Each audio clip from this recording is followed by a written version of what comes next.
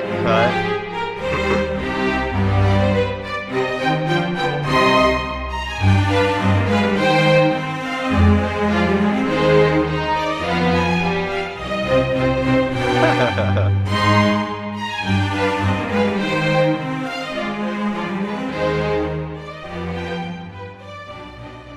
Is everyone ready to start? Because I've definitely been waiting on you guys, and you guys have not been waiting on me.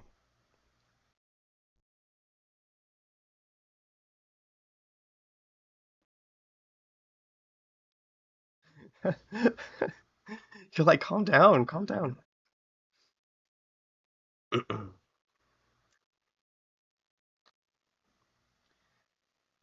Okay. Uh, a reminder that I might need a reminder to stop for a break. Brooklyn, thank you last time for pointing that out for me. Uh, Happy is our timekeeper.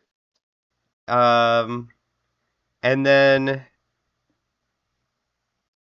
we're gonna get into it. Welcome back, everyone, to Chapter 2 of Shadows and Blood Ties, a Regencia story. This is our second session. Last week, we started the campaign introducing our cast of characters.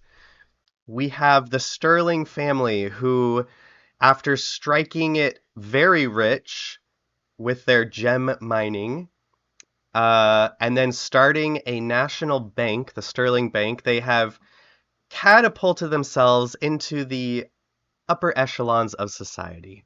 And the king himself formally uh, gave titles and names and all the formalities to bring House Sterling up into the aristocracy, essentially gentrifying them. In this family, as far as our cast of characters go, we have here to the left Oliver Sterling, the uncle, as in compared to the people playing. Then we've got down here Lady Eleanor Sterling, uh, cousin. If we're looking at the main family line, we've got uncle, cousin. Eleanor Sterling is the CEO of mining operations for the family mining business. Right down here, we have Lord Dominic Sterling, who is the SVP, Senior Vice President of the Sterling Bank, in charge of all fancy banking things. And he is the oldest of Lord Spudnik Sterling, who is the Earl Sterling, the main title holder of the family.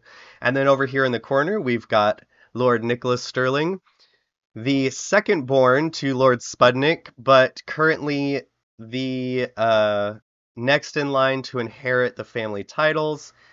And he is not stupid, but he's not in charge of any of the businesses. His mother has been basically prepping him to become the family title holder.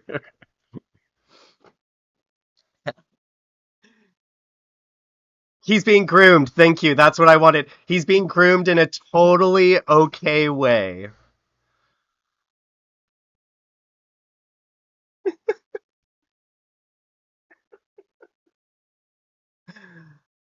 He's the product of grooming and yep. Anyways, so then we've got, then we've got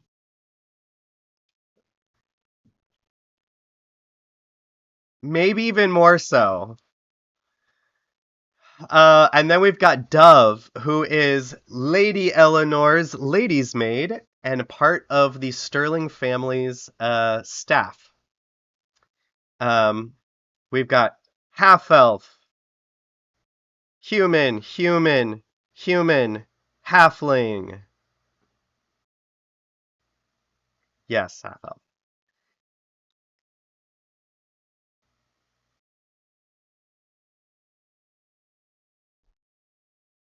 What? So this whole time. Okay, on my screen it's not flipped. What? Oh. Okay, I need Dominic, Milo, I need you to point to Brooklyn.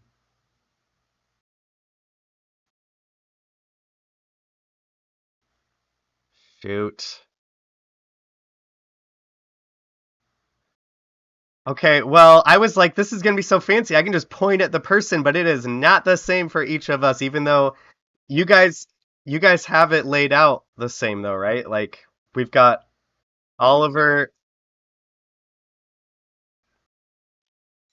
All right, well that's good that we figured that out at this point. Yeah. We tried being so clever with our numbering system. Okay.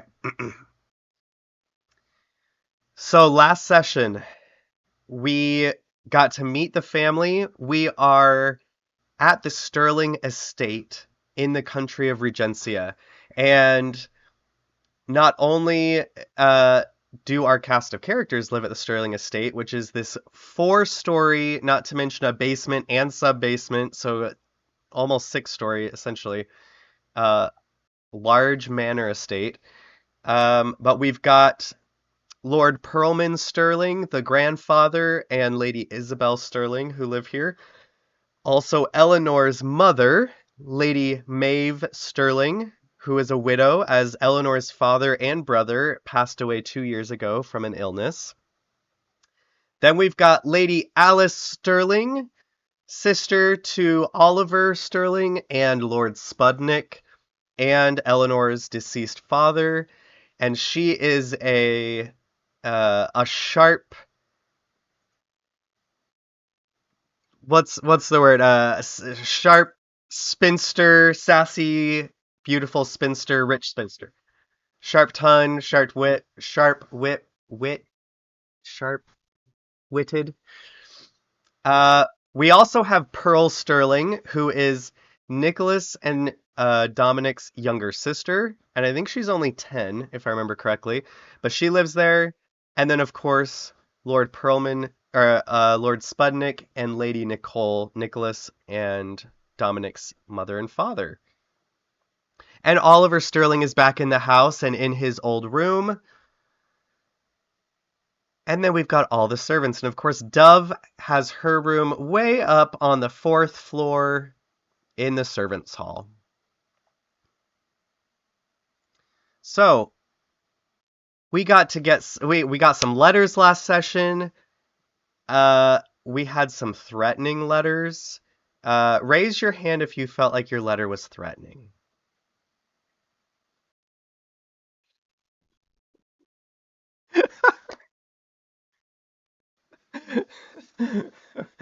um, Also, side note, I'm sick, so if anything's weird or there's some gross sounds coming from me today, just if my voice suddenly goes out, we're gonna switch everything to sign language. So I hope.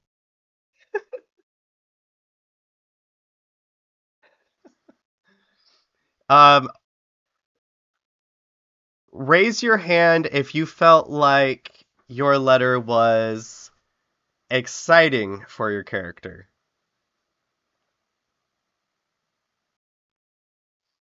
Raise your Raise your hand if you quickly destroyed your letter after reading it. Raise your hand if your letter got passed around to the entire family immediately, basically.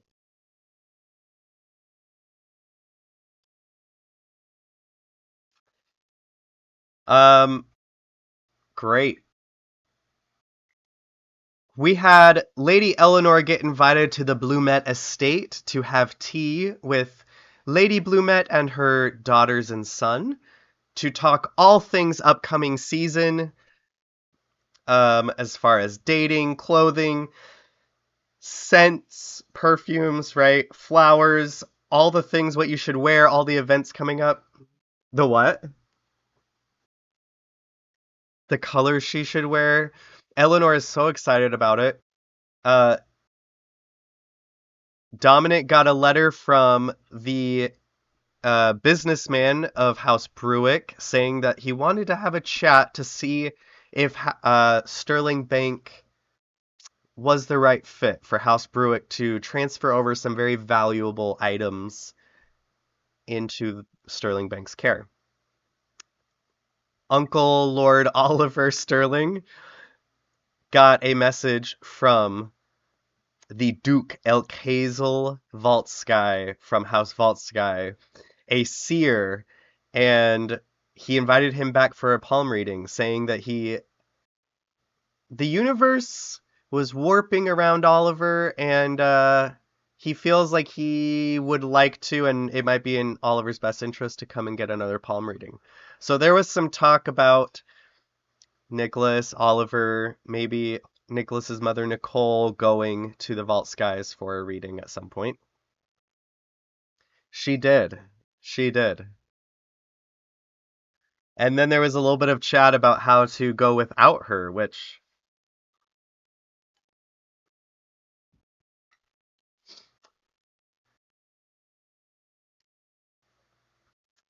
there was definitely some back and forth conversations between Eleanor and Dominic and some servants about how they uh, how they feel about working for the Sterling family, and Eleanor was like, "You need to be nicer to the servants," and Dominic was like, "Yeah, I'm helping them by being tough." And she's like, "Well, you be nicer." And then Dominic was like, "Hey, uh, Tanner, you are gonna get a break to talk to the girl that you like now, and you're in charge of your brother Kyle." And Dominic told Dove that she's doing a great job and that keep going, and he's a huge fan, basically, which was great. Uh, any other recap that anyone can think of that we should mention before diving into this session?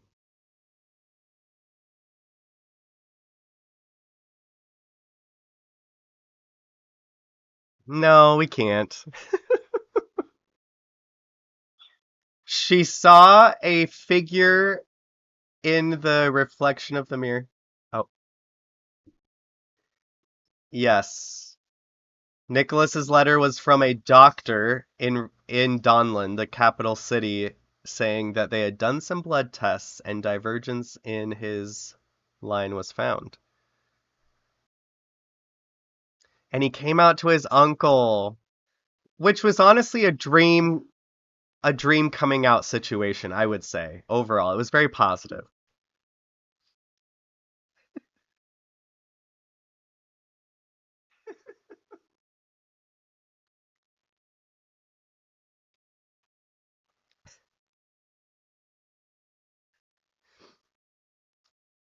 Yeah, I think Nicholas has been out, right?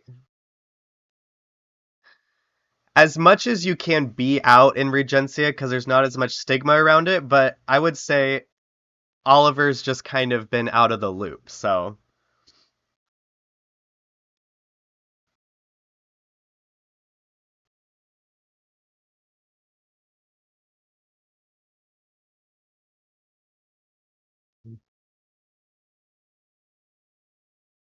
you're like, I won't take offense, but whatever you want, okay, great.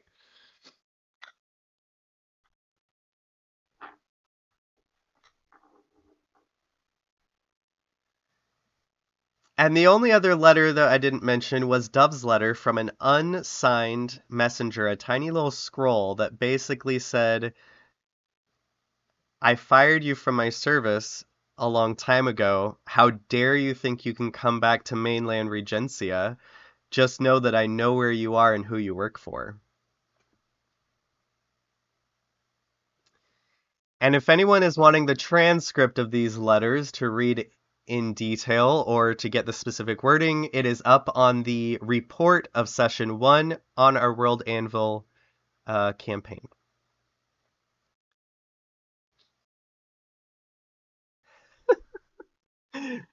Ryan?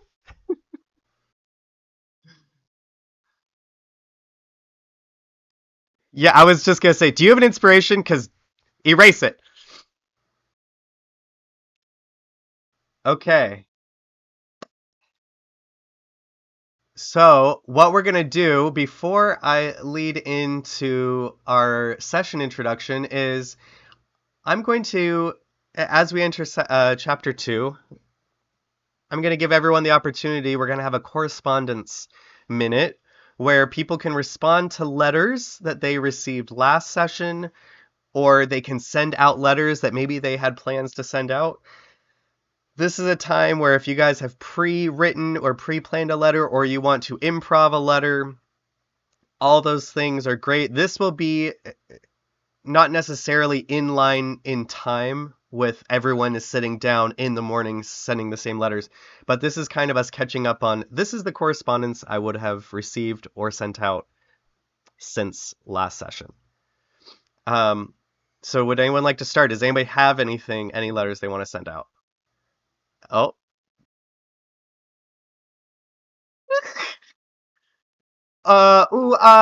Oliver.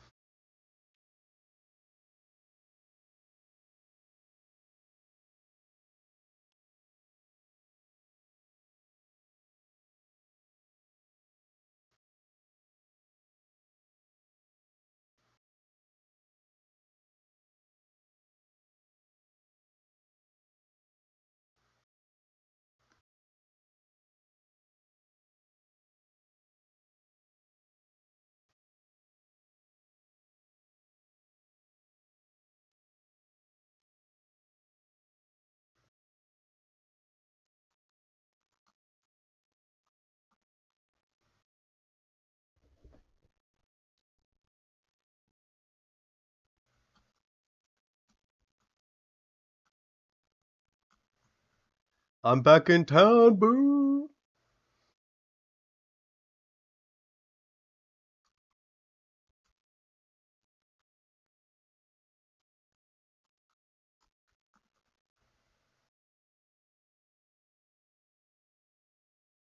Wow.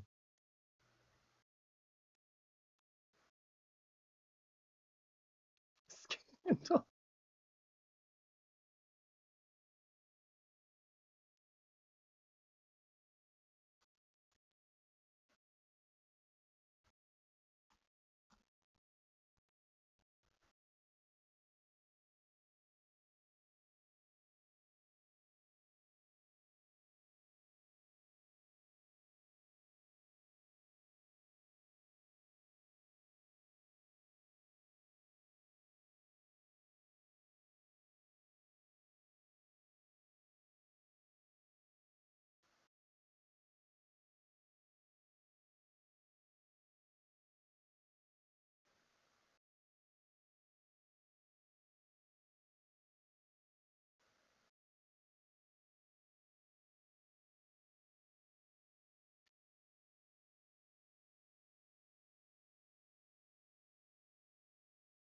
I mean, this sounds very adventuresome, so.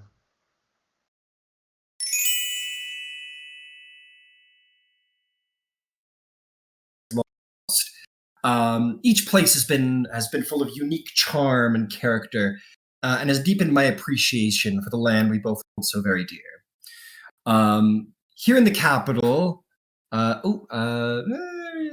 we're gonna skip all that. As thrilling as these adventures have been, nothing compares to the joy of returning to the capital. I am filled with excitement at the prospect of being here once more, and am eagerly anticipating our own reunion. And I'm still working out the details, but I am planning some grand event at the Sterling Manor. Perhaps a pre-season party, perhaps something to do with the war in the South. It would be my highest privilege to seek your grace's advice on how to proceed with such affairs. Moreover, I would be delighted if you could arrange for a tea time where we could catch up on some more in a more intimate setting. Your wisdom and counsel have always been invaluable to me, and I am greatly looking forward to the opportunity to converse with you once more. Please let me know at your earliest convenience when you might be available for tea, as I know you must be incredibly busy with the season coming up. And if you would be able to attend this event I plan to put together. I remain, as always, your loyal courtier, adamant admirer, and staunch member of the Shadow Court. Yours faithful, Viscount Oliver Sterling. So that's the letter. Yes, thank you. Great. So many questions. Yeah. Hit me up. Book a tea time. I'm just kidding. We live in the same house. What are you talking about? The other, I only have one other I'd like to send, and I'll gloss over this one a little bit as well. But I'd like to send a letter to Captain Alexander Renor, my old friend, in the Tower of Gore here in Donlon's Royal Prisons. Essentially the same thing. Back in town. We should catch up sometime. A little more informal, as we are a little more not as serious. But just a little informal, saying, hey, we should meet up, grab a drink, see how you're doing. How's the wife and kids? And that's all. And those would be my letters. Great. I have that down.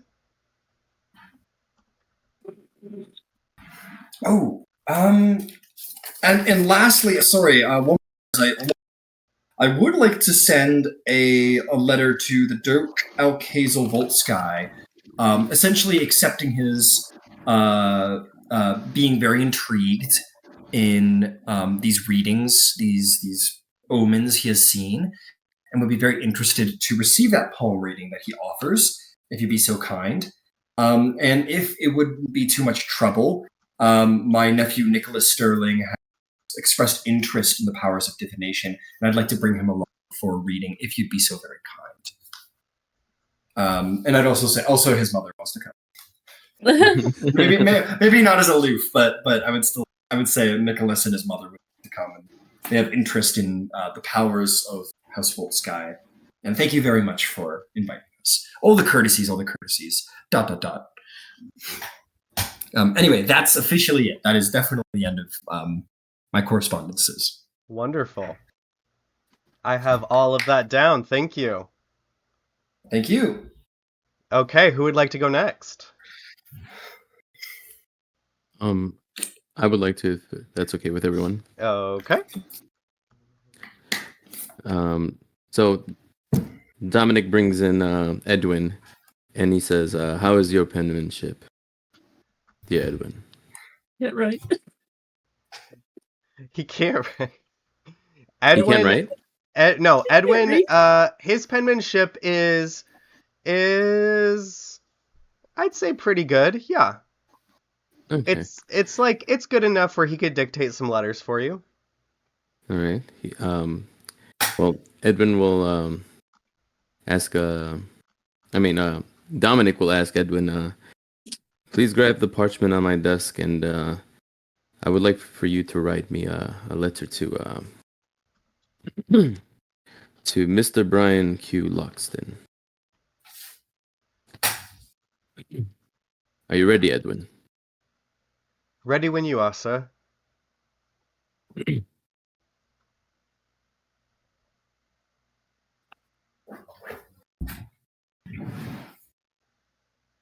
Mr. Loxton, I thank you for writing to me. It is it brings me great joy that you would like to know more about not just the banks, but possibly much more than the bank, such as our family. Now, I would like to discuss with you, and then he kind of just like, he's like, no, wrong, and he says, start over. Perhaps Mr. this Brian... should be a rough draft, and then I can do a final copy afterwards. Absolutely. Mr. Brian Loxton, thank you for being interested in establishing a financial meeting between yourselves and Sterling Bank. I would love to discuss asset holding security measures and the patron client's deposits with you.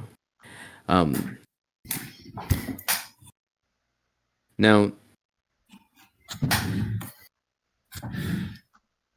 and let's see, and he would ask Edwin, what would be a good place to meet, do you think? Well, I suppose it would depend if you want to have him come to the estate or go to the bank in Donlin and your office there. Hmm. Perhaps I can go to them. What do you think? Is your lordship wanting to put forward a foot of power, or are you wanting to put forward a foot of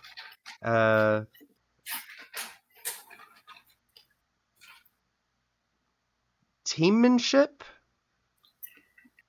Well, I want them to know that that our services are indeed quite that, services. I would like to service.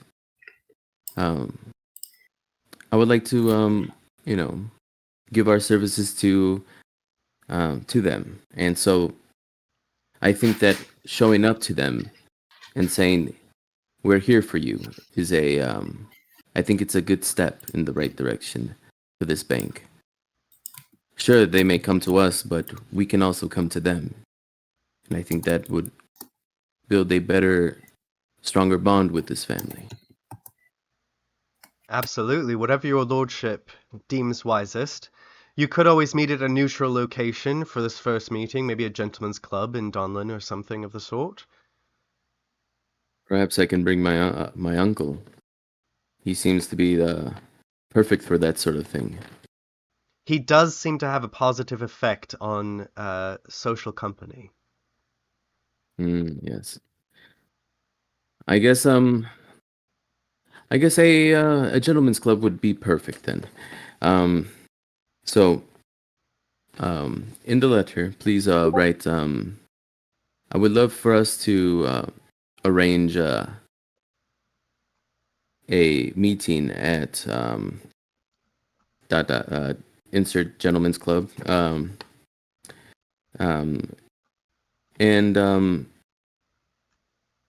from there we can talk more. I believe that we can provide your house with much better service than our competitors. As always, thank you for your consideration in us, and we would love to hear from you more. Great. Mhm.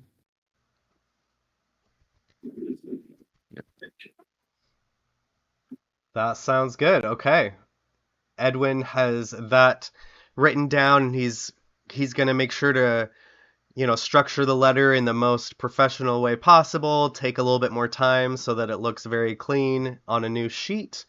He'll pour a little bit of sand over it to dry the ink and tell you that he'll get that out with the next mail carrier.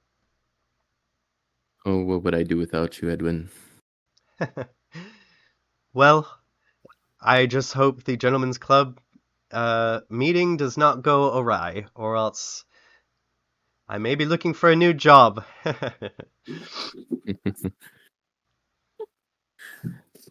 Fear not. I think this will go quite well. Is there anything else your lordship needs at this moment? No, Edwin, that will be all. And thank you once again. I haven't told you this, but I appreciate you. Oh, yes. Your thank you, your lordship. Carry on. And he kind of just is like, is it my birthday? Like, what's happening? I'm not sure what's happening. And he just kind of leaves your office. Was there any other letters you wanted to send out? No, I think that's so far good. Great. Anyone else? Well, I know Eleanor has some, but Dove, Eleanor, Nicholas? Dove, go ahead. Yeah, I just have a quick little message. Okay. So at some point in my errands, like if I have to leave to go like run and pick up, I don't know, laundry, I don't know, out in the city, I want to pass by like an old hiding spot from a long, long time ago when I was a kid that I would use to send secret messages to a friend of mine. And I want to sneak. So one thing is that we're a little far from Donlin for like running to the city. There would be local townships. I thought we were in Donlin. Not we're right not now. in Donlin. But you could go to the local township that's closest, you know, the town that kind of is serviced by Sterling Estate being like the noble family of the region. And you could definitely have some connections there, or you could I'm sure because Dove works at the Sterling Estate, I'm sure she would have scoped out the local township. Okay. So let me change this up a little bit. For some reason I thought we were in the house in Donlin, but no. Okay. Yeah, I want to send this to a contact who would put this in the spot. Okay. Is that okay? Can I say that? And it's gonna say on the front, it's gonna have scribbled like a really rough, I guess, a letter within a letter. So the first letter would like direct my contact where to put this. And inside of that, I would want to scribble a just really rough picture of like a bear claw. Just and I want to write, I found a place to avoid the rain, but the wind is howling and I hear the sound of thunder. The coming storm may bring snow. Do you still have that old clock? Does it need repairing? Okay, I'm gonna need you to. Well, I guess you could send it to me, but yeah. Can we just hear it again because it was fun? So also, this is in Thieves' Cant as well. Sorry, I should have said that. This is written in Thieves' Cant. I'll send you the words and the translation, I guess maybe. Okay. Yeah, and just sign with a little like footprint of a bird, like a little bird print. That's so great. And that's it. Man, I didn't know they had bear claws in Regency, England. Interesting. Like the food? Yeah. Yum, yum, yum. Yeah, that's what awesome. I drew a pastry on the front. My only question for you is, what kind of contact in the township nearby do you think, what, like, just in general, what kind of a contact do you think you have? So I think I would send this to someone address. Like I would send it like it's regular mail to someone in Donlin. I would probably send it to the orphanage. I'd probably have someone at the orphanage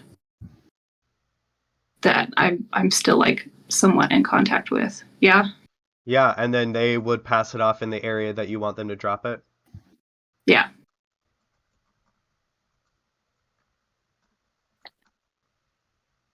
Great. Love that. Any other messages? I mean, I assume that when you go, do you go to the local township to send the letter to Donlin, or do you send it off in the Sterling's mail with all of the other mail getting sent out from Sterling Estate? I would go to the township. I wouldn't put that in with the Sterling's mail. Well, the local township post office would be like, wow, we've never seen you be here before. Oh. Mm-hmm. Just dropping off some correspondence for my lady. From my lady.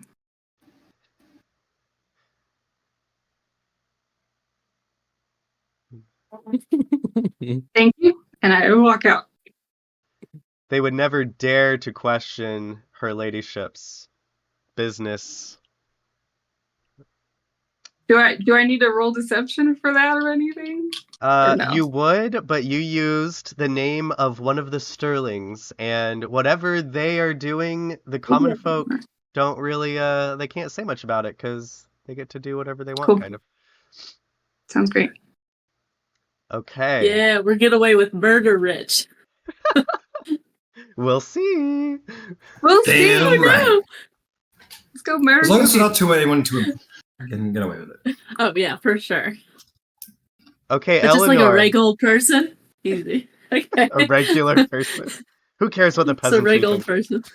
Yeah. As long as we're not. Anyway. As long as it's a peasant. Am I right? As long as it's a peasant. So I received my letter from Owen. You, yes, you will have The second letter. but we might have to run that response once we start. Okay, that's fine. I was just that's why I was asking whether I Yes. should do it now or later. Okay. First off, during my time at the bank, did I make any like contacts, like any people I worked closely with who were like my guy, my gal, my non-binary pal?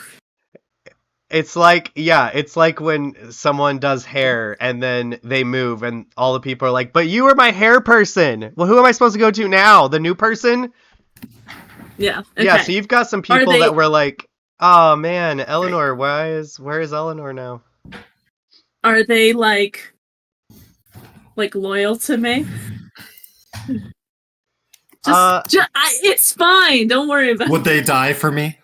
Not that, but What? like, would they keep a these- secret? Would these have been business contacts, are you talking about? Or Yeah, like just someone that I've worked with, like who gets to see numbers. Basically, what I'm asking for is I want a mole inside to know how the bank's doing. so you want one of Yes. the workers. We're not talking about clients. We're talking about the workers. Right. Yes. Okay. All right, Yes. I see how it is. What? I just want to make sure you're not screwing anything up. Oh, Oh, you it's a care. good Wow. thing Dominic You know what? You know what? I'll doesn't take a know spy. about this. I'll take a spy. I'll take one. That's the hope, is that Dominic doesn't know about this. I'm like just making sure I'm keeping tabs just to make sure that everything's going right. Okay. There's nothing I have to like step in about. In case he needs any help. Eleanor, Mm. please roll me a D4, and we're going to take the number that you get, divide it by 2, and that's how many Yeah. loyal moles you have in Dominic's employ. Okay. Okay.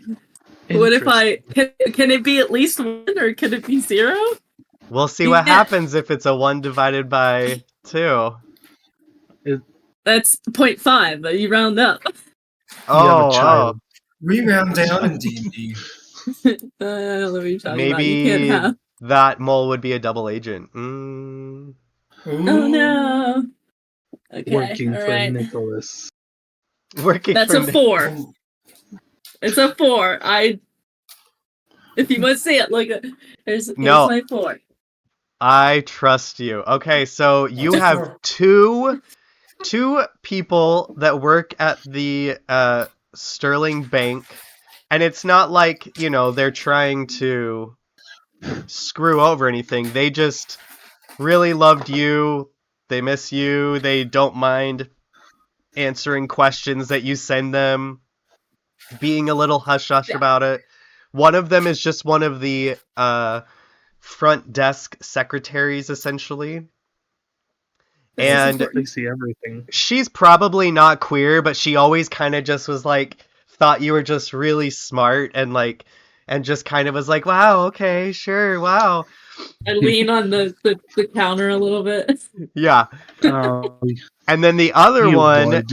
I think, is just one of the cleaning staff Okay. who might have access once in a while to some keys or cleans the dust bins out and things like that, and maybe will Perfect. peek at things. Yeah. Okay. Yeah. I was hoping for something a little more like in the shit, but That works. Okay. Yeah, I will reach out to the clerk, whatever word you use. I can't remember. The receptionist. Yeah, and just like ask how things are going. Does it seem to be going well? Does Spudnik seem, when he's there, does he seem happy or like anything's awry? How often is Dominic there? No, just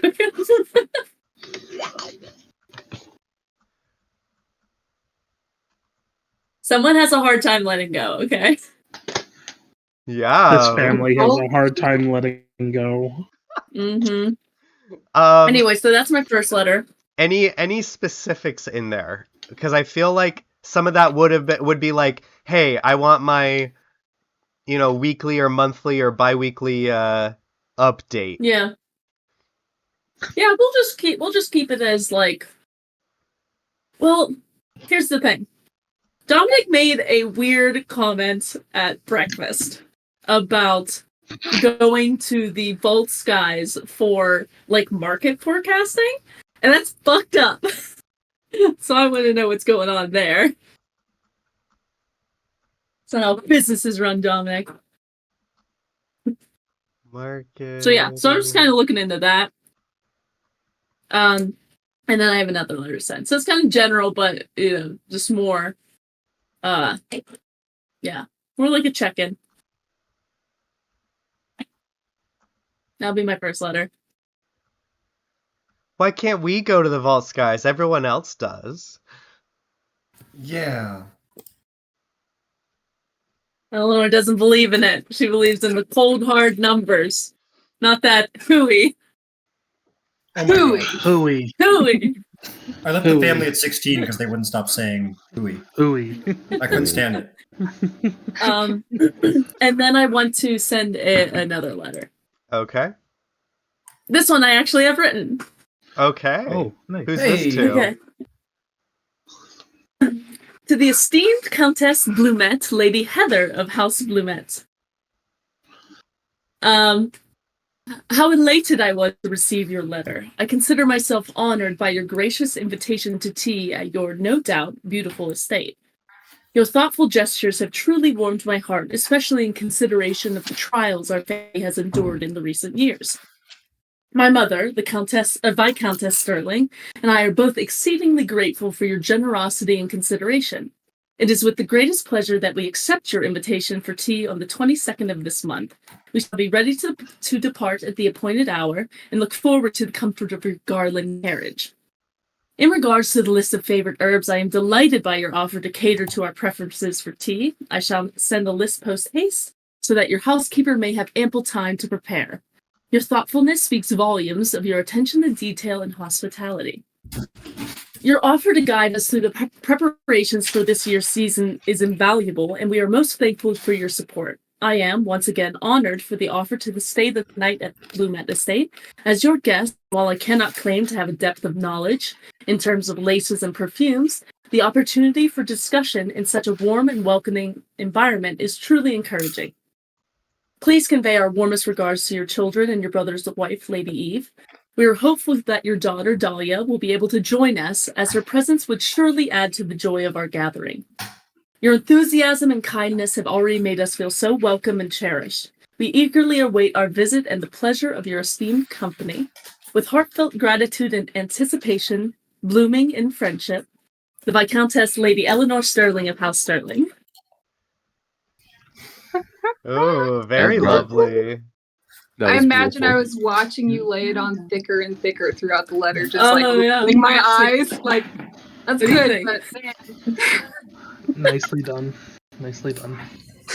Oh, it's good. Yeah, I had to, slather it on. Keep making those connections, doing what it They takes. seem like the type that would like that. That was lovely. Lots of flowery language in that letter. Well, the House of Flowers kind of requires a little bit of flowery, right? Or a lot. Blooming in friendship. Blooming in friendship. All right. Any other letters you wanted to send? Besides the No. one that we I'll will get wait. to once we get into the main content of the session. Yep, I'm good. All right.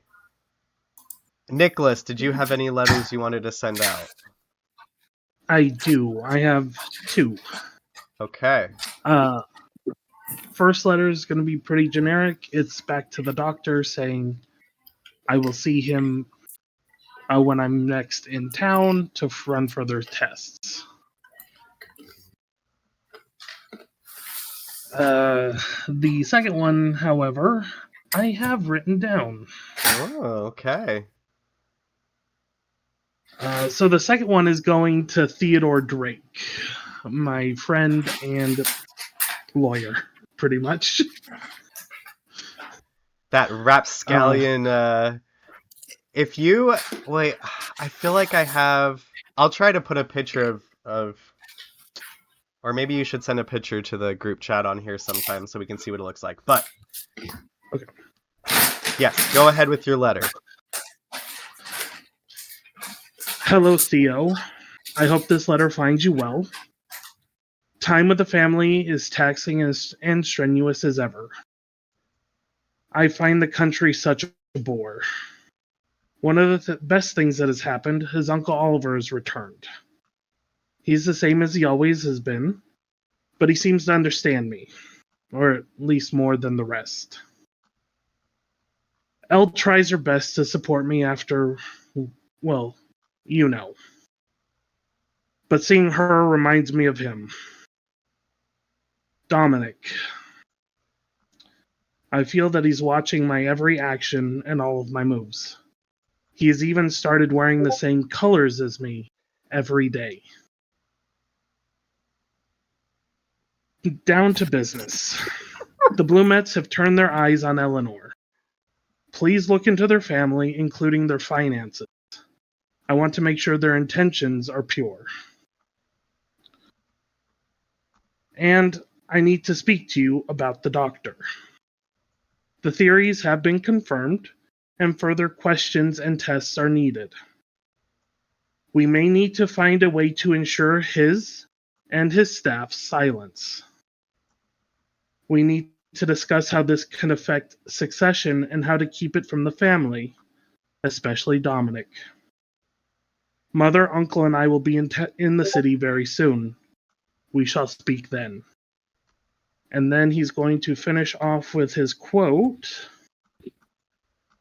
He who defends with love shall be secure. Heaven will save him and protect him with love. Your friend, and I'll just sign N. Anyone who thinks Nicholas is dumb is a fool, and I will fight them. No. It's a mask. Nicholas is a genius. It's a mask. He's a genius. He's a genius. He's a fucking genius. He's actually a rogue assassin. He's just fooling us. Oh my god! He's just fooled all of us. Oh my god, he did. He did. I've been hoodwinked and bamboozled. We've all been hoodwinked and bamboozled. Everyone's like, sweet Except me. little Nicholas.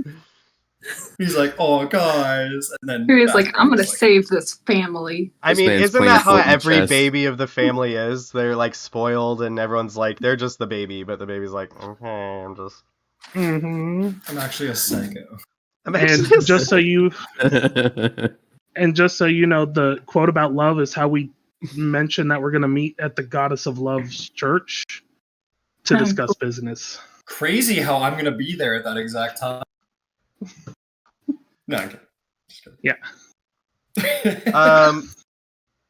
Please make sure everyone that you send me, anyone that letters? pre-wrote letters, please send me those letters so that I can have, a detailed version that I can reference. If you did not write it down prior, that's totally great, and I got all the things I need written down. But if you did pre-write it, then we can post those letters on our report for the session afterwards. So that'll be fun. I'll write up a general copy. Okay. Nicholas, any other letters? Nope, that is it. But I also sent a picture of Theodore Drake in the chat. Ooh.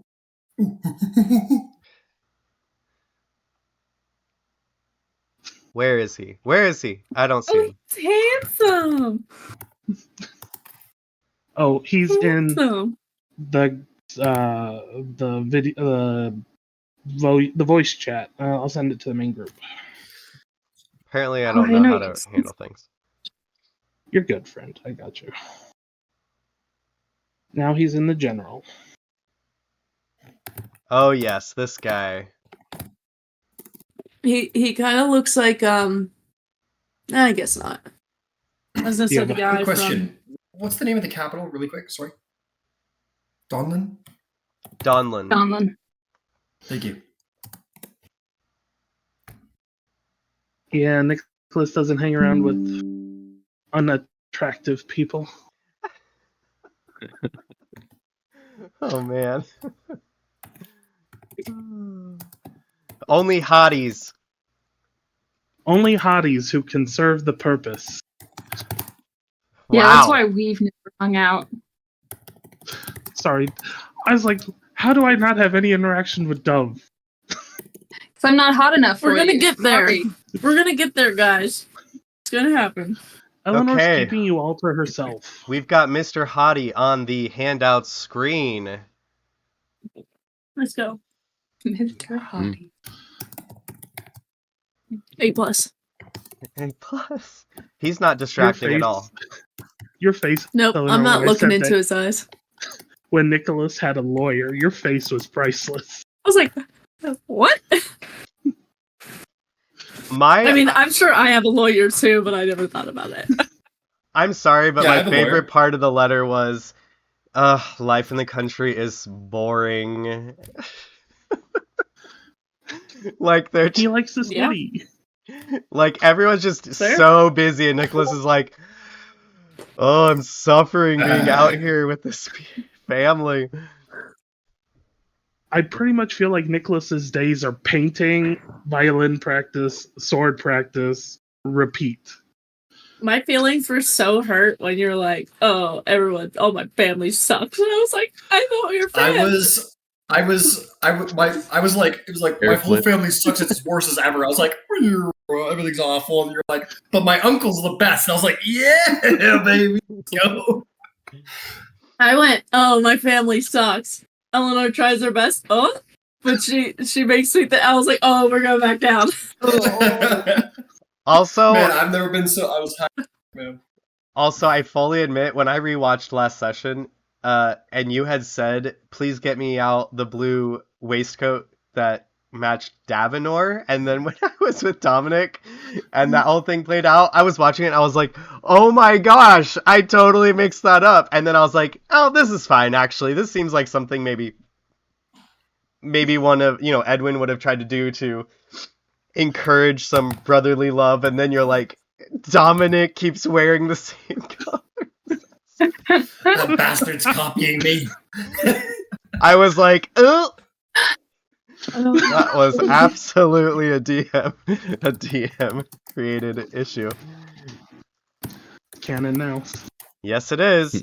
Okay, are we ready for our chapter 2 introduction? Not that this all hasn't been Yeah. part of our session, but Let's go. Eleanor, Good. as I read Yeah. this, if there is a moment in which you feel like you want to specify the exact wording of your response to Owen, then Okay. just let me know, okay? Okay, yeah, I wrote a letter. You did. Okay. I will stop then and let you read that at the right moment. Okay. The storm is past, but its legacy lingers. There are 3 mighty, yet even more so necessary, vessels of the sterling mining fleet. Yet one now lies in ruin, a grim reminder of nature's caprice. Before any tea parties, operas, or upcoming season events can be focused on, the Sterlings, and most particularly Lady Eleanor, must restore productivity of the mining operations. Leaving no time wasted, Eleanor had sent out a detailed letter to her secretary, Owen Hillgrove, regarding the damaged boat asking for the costs involved to repair it, how those costs would compare to purchasing a new vessel, etc., etc. He, within 48 hours, had a response show up on her desk. My guy. I know, right? Now, is the letter you have for him the one that you had mentioned you were dictating to Dove last session, or is this the response to his current letter? The response to his current letter. Okay. His current letter, Owen writes Eleanor explaining that he had sent letters of inquiry to a few of the noble families who employ boats of a similar nature to the Sterling's vessels, but had not been optimistic. However, hope sails on the horizon, it seems, as he received an extremely fast response from House Frost, who agreed to sell her one of their ice harvesting boats at an incredible discount. It would cost less than the industry standard estimated to buy a brand new boat, and even less than that to pay to fix the existing one. He also wrote that the Frosts, before waiting for a response to come from Eleanor, had ordered one of their boats that was already making a coastal journey north of Sterling lands be sent her way, so as to help lessen the delay in production as quickly as possible. Owen's hand clarifies that of course Eleanor has final say, but that this seemed the perfect solution all around, and that he went ahead and confirmed the deal with the caveat of the lady's decision having final yay or nay on the final purchase. Yep. Eleanor, So what I have is a your letter. response to Owen? Okay. Owen, I have received your most recent correspondence and am greatly appreciative of the thoroughness with which you have handled the situation regarding our fleet. The swift responses and proactive measures you have taken are commendable, and I am deeply grateful for your dedication to the welfare of House Sterling's interest. The offer from House Frost is indeed most generous, and their promptness in sending one of their ice harvesting boats northward to our lands demonstrates a commendable spirit of cooperation and goodwill. Such an arrangement appears to be most advantageous both in terms of cost and in mitigating this disruption to our production. In light of the considerable discount offered, which you have so prudently noted, is well below the industry standard, and the efficiency with which this solution addresses our needs, I am inclined to agree with your assessment. The actions of House Frost speak highly of their reliability and commitment to fostering relations between our families. Please take this correspondence as my approval of this purchase and proceed with the necessary formalities to finalize the acquisition of the vessel from House Frost. I extend my sincere thanks to their representatives for their timely and generous offer. I trust your continued judgment and initiative in these matters. Please send word to the captain of the damaged vessel to inspect the new ship upon its arrival and devise a list of the items necessary for the conversion of this ice harvesting ship to our needs. Signed, Eleanor Sterling of House Sterling. I have a question. In order to get funds, or in order to pay for it, do they have to go through the bank? Oh. So Probably with Does Eleanor need to ask permission? so No, I don't. Eleanor would not need to ask permission as she handles the money for the mines, but as a formality, she would probably have papers sent, laid on your desk and would need your signature, not as like a yes, I approve it, but as a yes, I've seen this and I am aware that this is happening kind of thing. Just like you wouldn't need to necessarily ask for her permission to utilize gems gotten from the mines for some of the bank's business deals, but you would need to have her sign off knowing that, oh, these gems, this load or shipment of gems specifically needs to be harvested over the next fortnight for this business deal, stuff like that. Okay. I would imagine that as a show of the strength and everything of the bank, that we have our money in the bank. So I would imagine it would be like a large withdrawal from the bank. So you would see it in that format. But as far as approval, you'll have shit to do with the mine with the mining company. I'm sure we have buckets for certain things, like, that's factored into like the cost of overhead and everything. Right. So Yeah, I think it's a pretty, as far as the Sterling family's business and wealth, you guys, even though the bank is the newest and the shiniest cover of the Sterling family's wealth and business and prestige, it's still the mines and the bank kind of together holding up the Sterling family's titles and names. So you guys would probably need to meet for, meetings once in a while just to go over how things are going with Lord Spudnik and maybe some of the other estate runners and other people at the bank or the mines or whatever. And I would think, and you guys can decide on this, but I would think it would probably not be a good show of faith in your own establishment to not have the family money in the bank. So that makes agreed. sense. All right. That's actually some pretty good lore. I like it. And one more question. Let's see. So it would be in the form of a letter you would put on my desk, and then, just give it the old. Not even a hello. Oh, I wouldn't even go in there. I would have someone put it there. Probably Dove. Okay. Yeah. Thank you. Yeah, things to do. Too Appreciate busy. you. Yeah, you guys are like right next to each other in your offices, and Dove goes between the little doors and. Hey, thank Dominic you. can literally see Eleanor through the open door. I don't look his way. Jesus. Eleanor is all about keeping things professional boundaries. Mm-hmm. You have to make meetings with me. Yeah. Can't just maybe walk I in. should be House Sterling's HR. I should be HR. Maybe that's my job. Dominic, what kind of... What? I was going to say, you hear Dominic yell across the hall, like, hey, Eleanor. And you're like, schedule a meeting or write a letter. Basically. I just have one question. Schedule a meeting or write a letter. This is why 100%. Eleanor can't have the tea party at Sterling Estate. Dove, can you tell Dominic that I'm too busy? Dominic, what kind of... would you have like a wax seal, or would you have like some sort of stamp, or like would you just sign things? What kind of like official bank approval thing would you have for things passing across your desk? I would say, I would definitely say it's kind of like a stamp. And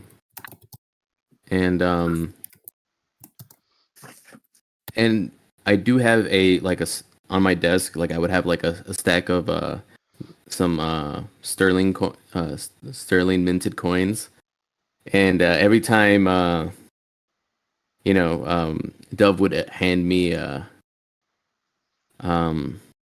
like a letter from or pass me a message from Eleanor, and I would always take one of the coins and just take a look at it and just kind of give a little bit of a sigh, and just place it back down. That's what Dove would see. Okay.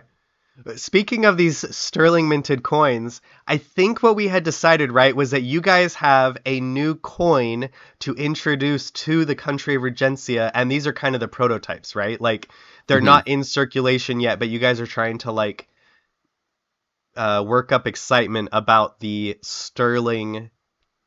Yes, they have Eleanor's face on it, right? They should.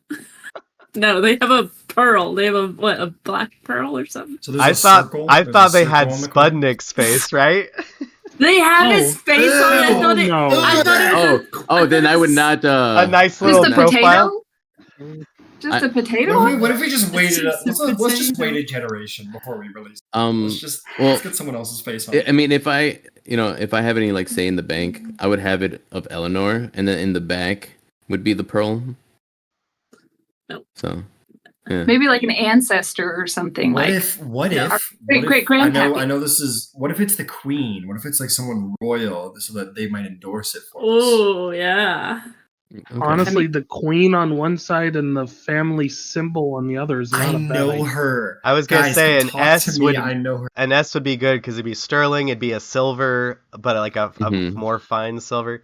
You guys can workshop that, but just putting that out there for us as a reminder and the audience that there is a new coin being talked about that will be in circulation that will be worth more than a gold piece. It's all the rage. Mm. It will Oh. be. Is it more than a platinum? I'm thinking it I think we might. decided it was the Or is platinum. It was might the be Was it? platinum. platinum. Like I it's couldn't going remember. to be our platinum, essentially. I thought it was equivalent to 10 gold pieces, but I didn't know if we had Yeah, that's what replaced platinum or... that's what a platinum is. Yeah, I didn't know if it had replaced it or not. Which is why we had talked about having some sort of like possible gemstone, like a little piece of crystal Yeah. or something in the middle to up the value, or I don't know. Yeah, I thought we talked about having a black pearl on it. Can we sustain that? Like, the black pearls are fucking rare, dude. Well, that's why these are so... Jesus. I think maybe that's above There platinum. was like I think there was a middle layer of black pearl in there or something. It wasn't Yeah, a it could black be a pearl on it. flake. It was something to What do if it with was like gold? the Yeah, what if it's a platinum that's creation. gold flaked or has like a diamond? Diamonds are actually a lot more easier to find than black pearls. And well, I was gonna Could be say the worth a of like a pearl. black pearl or a diamond is like so much more than a single coin, though. Yeah. That's true. I thought we had, like, Maybe we it was do like a platinum flake. and then we'll release the like elite edition, which is like above the platinum. People are Mhm. trying to buy It's things worth with it, and 10 it's like platinum. we can't break this. I'm sorry, you've got too big a bill You show here. up to McDonald's with 100. Yeah. How about just a regular pearl? That would be pretty with the silver. We just give out pearls. That's great. You can We like have a new make currency. It several is coins. Yeah. If I had like a strong say in it, I would probably put Eleanor's face on it. She would not let that happen. What if we had a family meeting about it? I would say that Dominic probably has a greater influence on what happens with a coin than anyone else, and it would most likely be Got you. mostly up to him and his father, Lord Spudnik. Though I'm sure Lord Spudnik would... Actually, I don't know if he's the kind of old man that would think to ask for Eleanor's permission. Mm. But no decisions are final yet. If it ever comes up, she would petition Spudnik for absolutely fucking not. I wanna Hey, wanna Uncle, write could some we letters. fucking not? Perhaps. Can we fucking not? Okay. So, Eleanor has responded to Owen's letter with this letter that she just read to us, which if you can send that to me sometime, it can be after the session. That'd be great. Yeah. Yeah. To continue with this little intro here, Sorry. something that I did receive from Eleanor, a little insight into her internal thoughts about this. She's not sure how she feels about potentially being in the Frost family's debt, but she can't help think that this is the best option at the moment. With the arrival of the new boat from the reclusive House Frost, already arrived at the Sterling docks, the word having been sent ahead by Pigeon, Eleanor begrudges that satisfying proprietary formalities in the way of an invitation to the Frosts to celebrate the deal was now a part of her business duties. Whether she wanted to or not, tonight the Sterlings would host a grand ribbon-cutting ceremony to welcome this generous gift into their fleet, a gesture that promises to restore the lifeblood of their gem mining operations. And of course, the entire family must attend.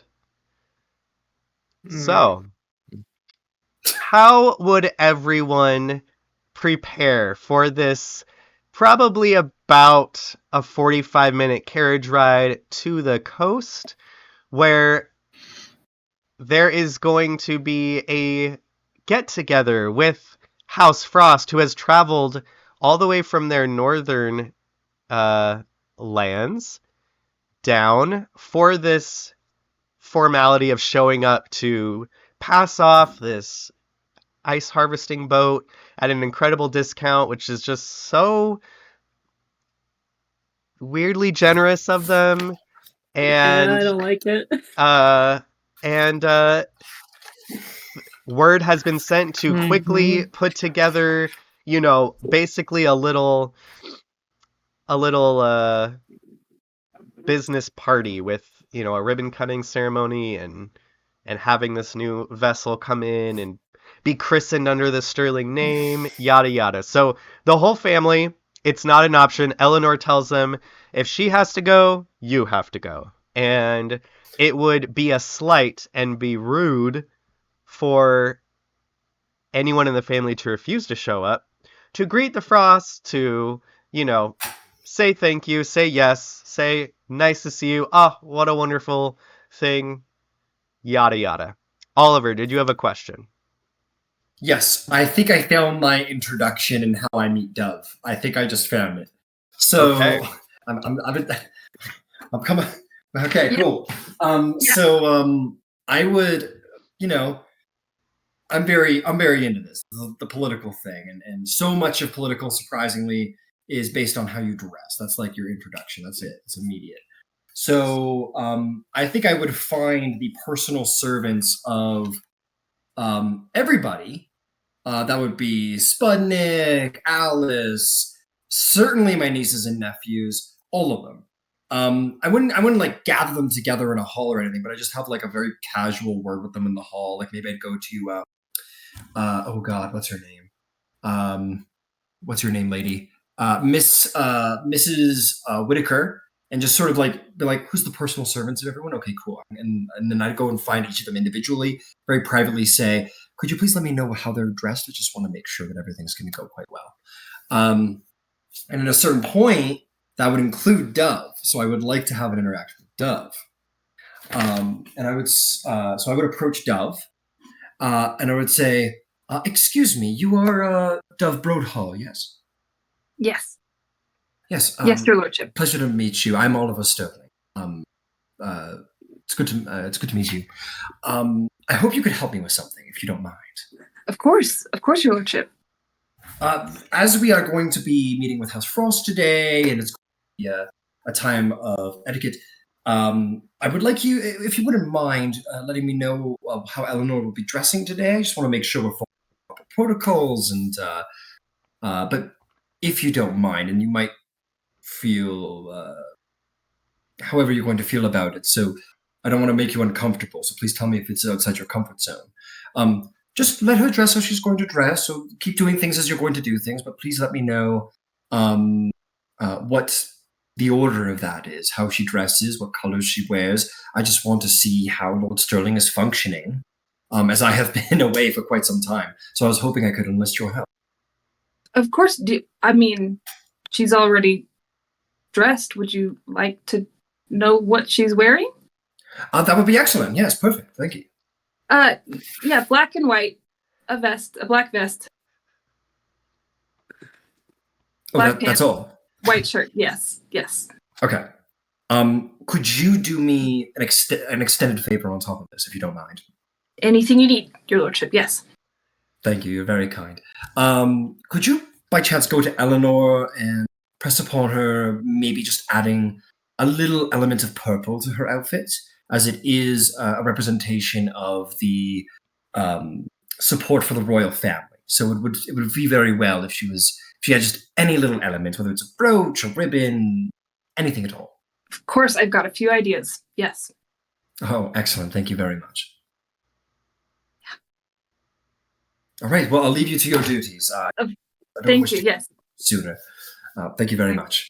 I curtsy. Thank you. Yes, Your Lordship. Thank you. Yeah. And I'll smile and I'll proceed down the hall to go speak to the other servants and get the status of everyone else's attire. And I roll my eyes because I have a large task ahead of me. trying to convince you to wear some colors. I have color. I've done it before. We can do it again. My skin is like a peach tan color. That counts, right? Oliver, you managed to find out that Edwin is the manservant or the valet of Lord Nicholas and Lord Dominic, and you managed to catch him coming out of one of maybe the butler's pantry or something at some point. Okay. I'll stop him. Sorry, name one more time. Edwin. Edwin, that's right. Thank you. I'll say, excuse me. You are Edwin, yes? Yes, your lordship.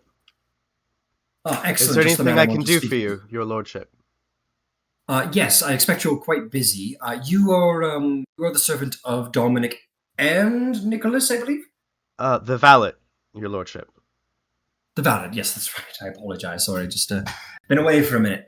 If you don't mind my asking, how are the two gentlemen dressed today? I just want to see how things are going around here. Dressed today or dressed for the event tonight? The event tonight. Well, Lord Dominic has had me pull out a few different things. I was just about to go see him to see what he would like to wear, so I'm not quite certain as of yet. And then Lord Nicholas Sterling had already picked an outfit out, and then the Countess Sterling had decided that it wasn't what she had envisioned for him, and so he's made a couple changes, and I also need to stop in with her and see what her final decision on the matter is. I see, and it sounds like you're incredibly busy, so I do not wish to keep you any longer, but if you'd be so kind, once everything's all sorted out, would you do me the great favor of seeking me out and telling me what all the results of everything were? I just want to ensure we're following the proper etiquette. Should I fashion especially the introduction of... I'm so sorry, your lordship, for interrupting. Not at all, my friend. I just wanted to ensure that there was a slight introduction of the color purple to the outfits to show our support for the royal family. I'm not at all asking for you to press that upon them. You can if you wish, of course. But I'm just trying to get a sense of things. I've been abroad for quite some time, and I just want to see how things are going around here. So if you do me the honor, please let me know how they're dressing. Should I fashion them after your lordship's outfit? After my outfit? No. I would not hold to that standard. No, please keep. I want them to feel comfortable. Please allow them to. I do not mean to press upon them my own tastes. I simply wish to ensure that we're respecting the etiquette of the season is all. But of course, your lordship. Not to be too bold, but perhaps would it be all right if I spoke to her ladyship, the Countess, letting her know that you have offered this direction so that it does not seem to come from me? Most certainly. Very well. Unless you want to take credit. I don't want to... If you think that would work well for you, go right ahead. Oh, no. No, I don't expect it would with her, would it? If your lordship would excuse me, I must attend, as the carriages will be leaving very soon. Very soon. Good man. As you were, I don't mean to take up too much of your time. And I'll give him a little friendly pat on the shoulder and proceed down the hall. He bows and turns around and almost runs into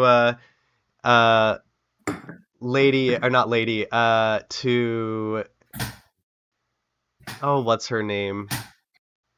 Whitaker? No, stressed out Whitaker. Lady's maid. Emma? Not Emma, it's the other one. Oh, shit.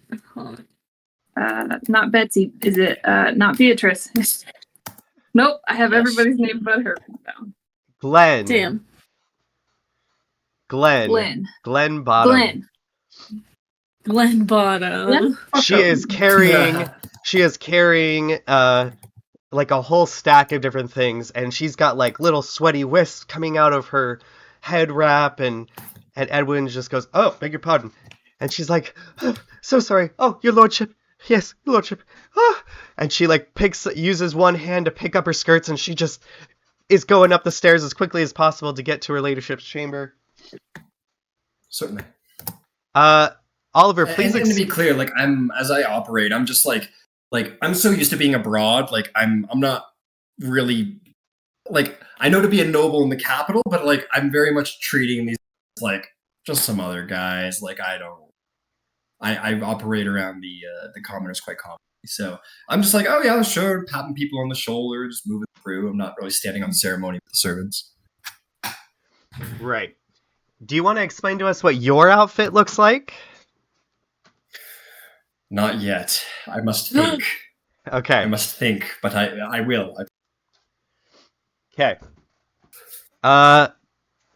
Dominic, you hear a knock on your door, and Edwin lets himself in, as he's probably one of the only people that can just let himself in places because, you know, there's too many back and forths. He's like your manservant, right? So he gives a knock, lets himself in,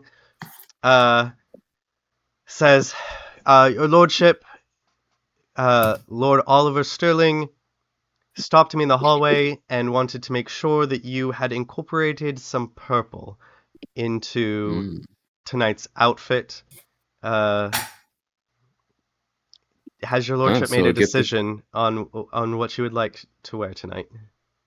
Let's see. I'm glad that I received a gift from a gift of wisdom from the master of ceremonies himself. Now, let's see. We will go with a hint of purple. Not too much. We definitely want to represent ourselves as well.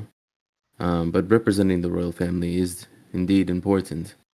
And to show where we stand with them. After all, we do have a lot of, dare I say, government partnership that we definitely want to keep those ties strong. And so I think it would be a good display of strength when we meet the Frost.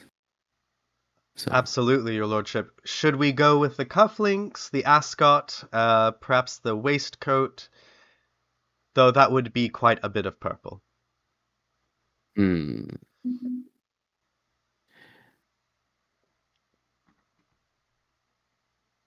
I would say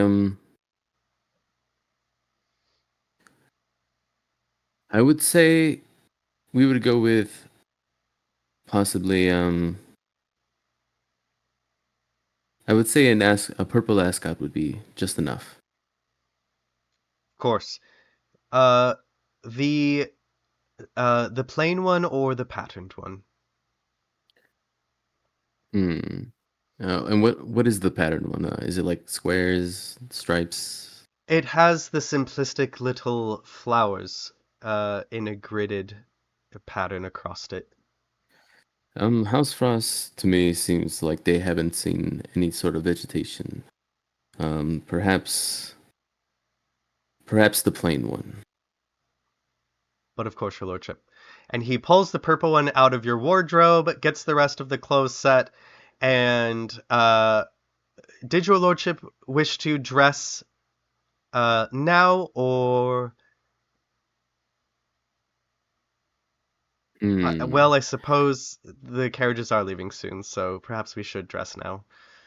Yes. Also, if you do happen to see my uncle before I do thank him for me. Of course, your lordship. And he will help you get out of your very fancy day clothes and put you in your clothes for the ribbon cutting ceremony for tonight. And then when he's finished up, you're probably just grabbing a couple things in your room, and he will head over to Nicholas's room. And on the handout screen, we've got Glenn at the top, we've got Edwin, the valet in the middle, and then we've got the whatever Nicholas's friend's name is at the bottom. Theodore. The Theodore. barrister, Theodore. yes. The barrister. Stupid Theodore. Eleanor's just jealous she doesn't have a barrister. I probably have a lawyer. Then what's his name? Oh, that's a great question. I didn't Name is- make him, so I don't All a know. good name. So Or right, her. or her. Yeah. Them. Them. I didn't make them. Just for that, it's a woman. It's a woman. Thank you, a Doug, woman? for reminding me. Super hot, hunky woman lawyer. She's just. Just- My name is Elga. How would I? Just like a no, I'm thinking like a yummy mask. The joke is Oh, that yes. Eleanor is her own lawyer. There you go. I mean, She reads enough books. don't Minus- tell them, Chantry. I She's like, represent myself. My lawyer's a hottie. Super hot. My lawyer's like really hot. Yes, he and is. cool and knows lots of good things. Like so many, like not even having all to do with the law. Like, Yeah. yeah, Maybe my even, lawyers like- should know that. Banking, though, she isn't Yeah. fully recognized for that fact. Okay, so Yeah. Edwin goes from Dominic Sterling's room, which is the Peril room on the second floor, up the staircase hall, and then over to the Opal room, which is Nicholas Sterling's room on the third floor. Nicholas, you hear a knock, and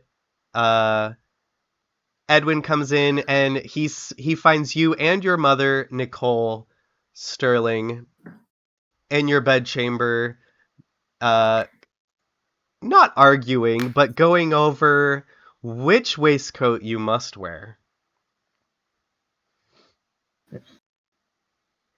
Mother, I'd prefer to wear something simple. A black would be nice. A black. Yes. You Family realize we're colors, going to yes. be in the dark in a number of hours. You'll blend Yes. right in and disappear, and disappearing is the last thing we want, Is it? isn't it? Nicholas, sometimes I think that you just try to come up with excuses to vex me. You know, I'm coming down with quite the migraine. Well, I'm not I'll have very Dove business make you minded. one of her special cups of tea. I really don't want to go, Mother. What do I even need to meet the Frost family for? You know, if it was possible, I would not force you to go, but it would seem more suspicious were we to not attend, and it will just be some formalities here and there, and then we will be on our way home. So pick a waistcoat, one of the colored options, and make sure you don't wear your black evening coat. Do you prefer the white, or do you want the purple, or the light blue? Just tell me what to wear, Mother. It's simpler.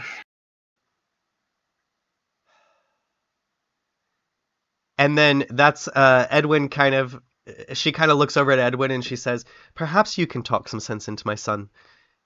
And Edwin says, "I only carry a message from Lord Oliver, your ladyship. He says that the family should try to incorporate some purple into their outfits tonight."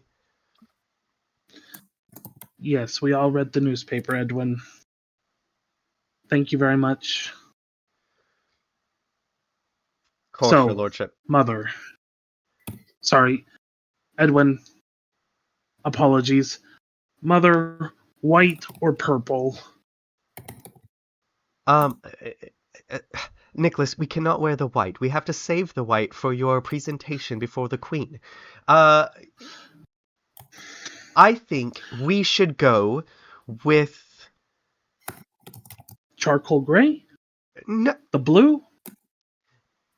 if you want to go with the dark teal, I think that would be a good compromise. And then, if we put the purple ascot with it, and then perhaps the teal cufflinks, we can kind of get the vibe of the colors of the ocean. Vibe. I know, Hold the that. vibe, very Regency terminology. Edwin, is Dominic incorporating purple? Yes, he is, your lordship, just a little bit. How is he incorporating purple, my friend? Oh. I'll be He right back. is wearing a solid purple ascot, your lordship. All right, mother. Purple cufflinks, no ascot, please. Choose any other color for the ascot. Well, we can't do the teal ascot with the teal waist jacket. That's it. We'll have to wear the dark teal suit, pants and coat, and then we'll put the blue waistcoat with the purple. No. That's much too many colors.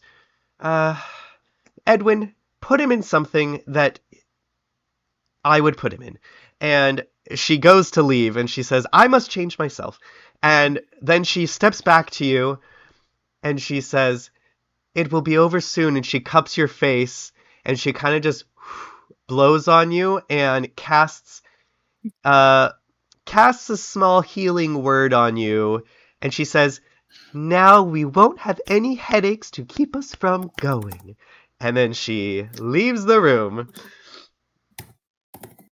Damn. As she leaves the I room, thought it he's was a like, suggestion. yes, my lady. Edwin says, so what will it be, your lordship?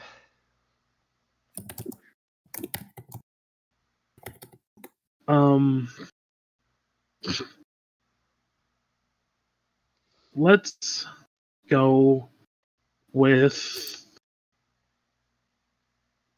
Oh, fuck it. Let's go with the light teal and Oh, the young mouth. the Oh, fuck amethyst cufflinks and the solid purple necktie pocket square. I need a moment, and he's just gonna walk into his bathroom and shut the door and start hyperventilating. Get I me. think, I'll help you. and I think the temperature in the bathroom begins to drop as he's like, just calm down. They're a family. They're possibly your family, but just calm down. It's fine. I'm going to have you roll me a stealth with advantage since you went into the bathroom. I'm going to have Edwin roll a perception to see, since he's your valet, to see if he has noticed any of your odd symptoms. Weirdness. Sus behavior. Not great. Excuse That's me, a my 15. lord. Nicholas is being rather sus. His vibes are off. His vibes are Totally. off. What did you He's get? giving us the L, bro. I got a 15. Well, he only got an 8, so he is putting away some of the clothing. He keeps out your black suit so that all these colors that you're pairing with it are a little bit muted. And he says, should I have Dove bring up a cup of tea for you, my lordship? No, I'm fine. I'll be out in a moment. Shall I put your riding gloves in the carriage, your lordship? It feels a bit drafty in here. Yes, please, that'd be greatly appreciated.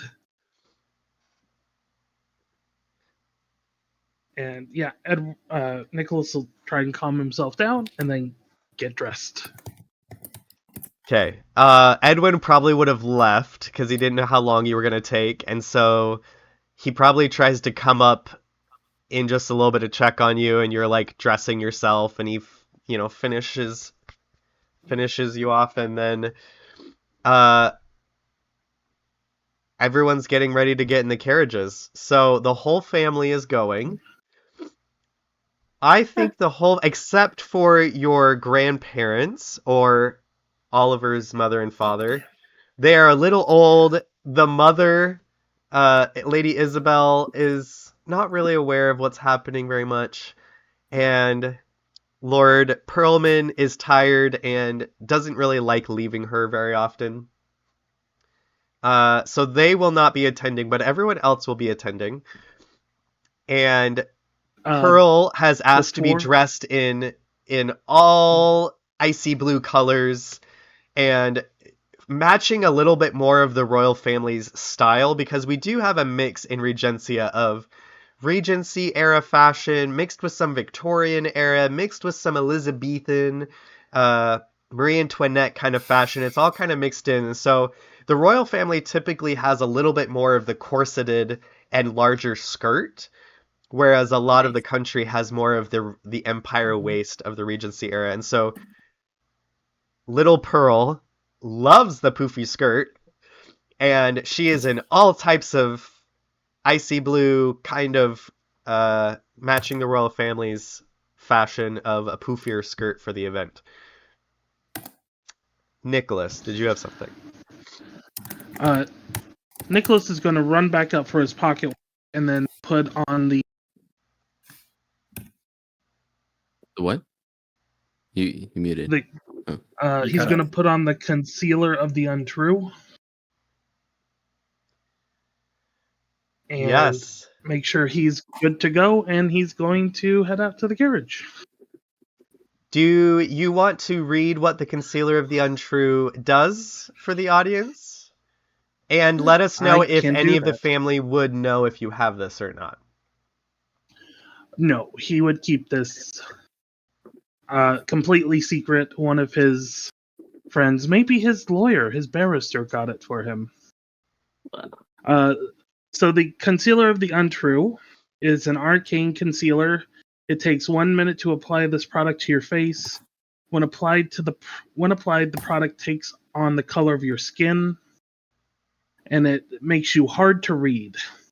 While this concealer is applied to your face, insight checks made against you have disadvantage, and you have advantage on all saving throws against magical effects that sense your emotion or read your thoughts.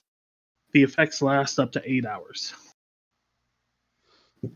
So you just look in one of your mirrors and you apply this concealer, and you head down to the main... we have on the main floor the carriage porch, which everyone could leave from unless it's nice weather outside, that everyone could leave out of the tiled terrace and then down to the lower tiled terrace and then out to the carriages. Yes, Eleanor. Did I have time to change? Yes, you would have changed. Okay. I was just making sure I had time to change. Yes, thank you for helping us not forget about that. Dove, what would that interaction have been? I probably grabbed a handful of different purple items and just had them in a platter or something, and bring them up to you and explain that as the paper said, wearing purple is a sign of fealty to the royal family, and your uncle thought that this would be a good idea, your ladyship. Of course, yes. My uncle seems to know best when it comes to the royal, so... so she'll take some cufflinks. Or what else do you have? The smallest thing you can. Pocket square. I've got a couple of brooches. This cat. I'm so sorry, guys.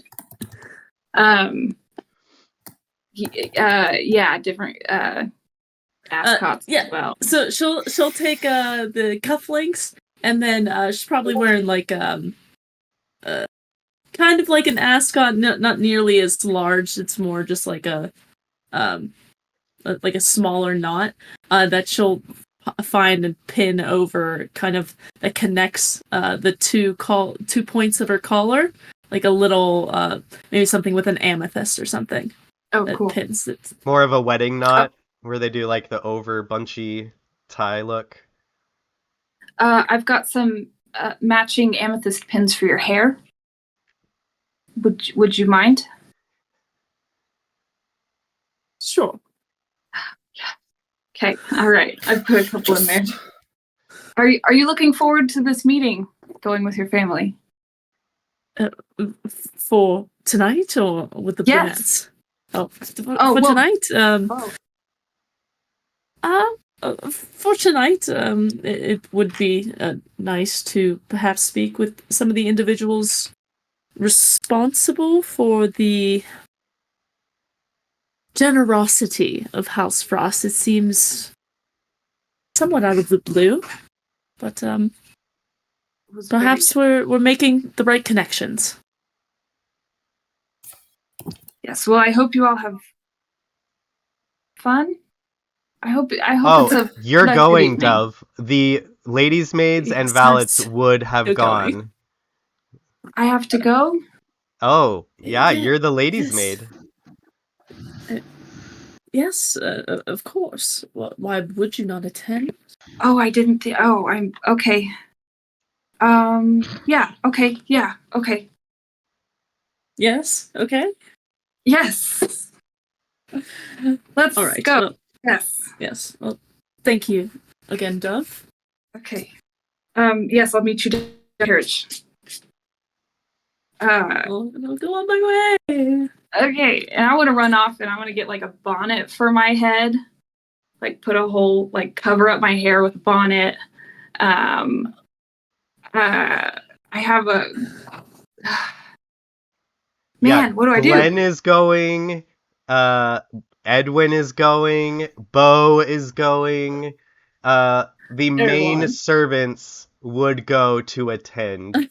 I want to find like clothing that's appropriate, like not like drab, but like the most colorless, appropriate clothing to wear. Like I don't want to stand out at all. I don't want to be noticed. I don't So want like typical serving maid black, high collared.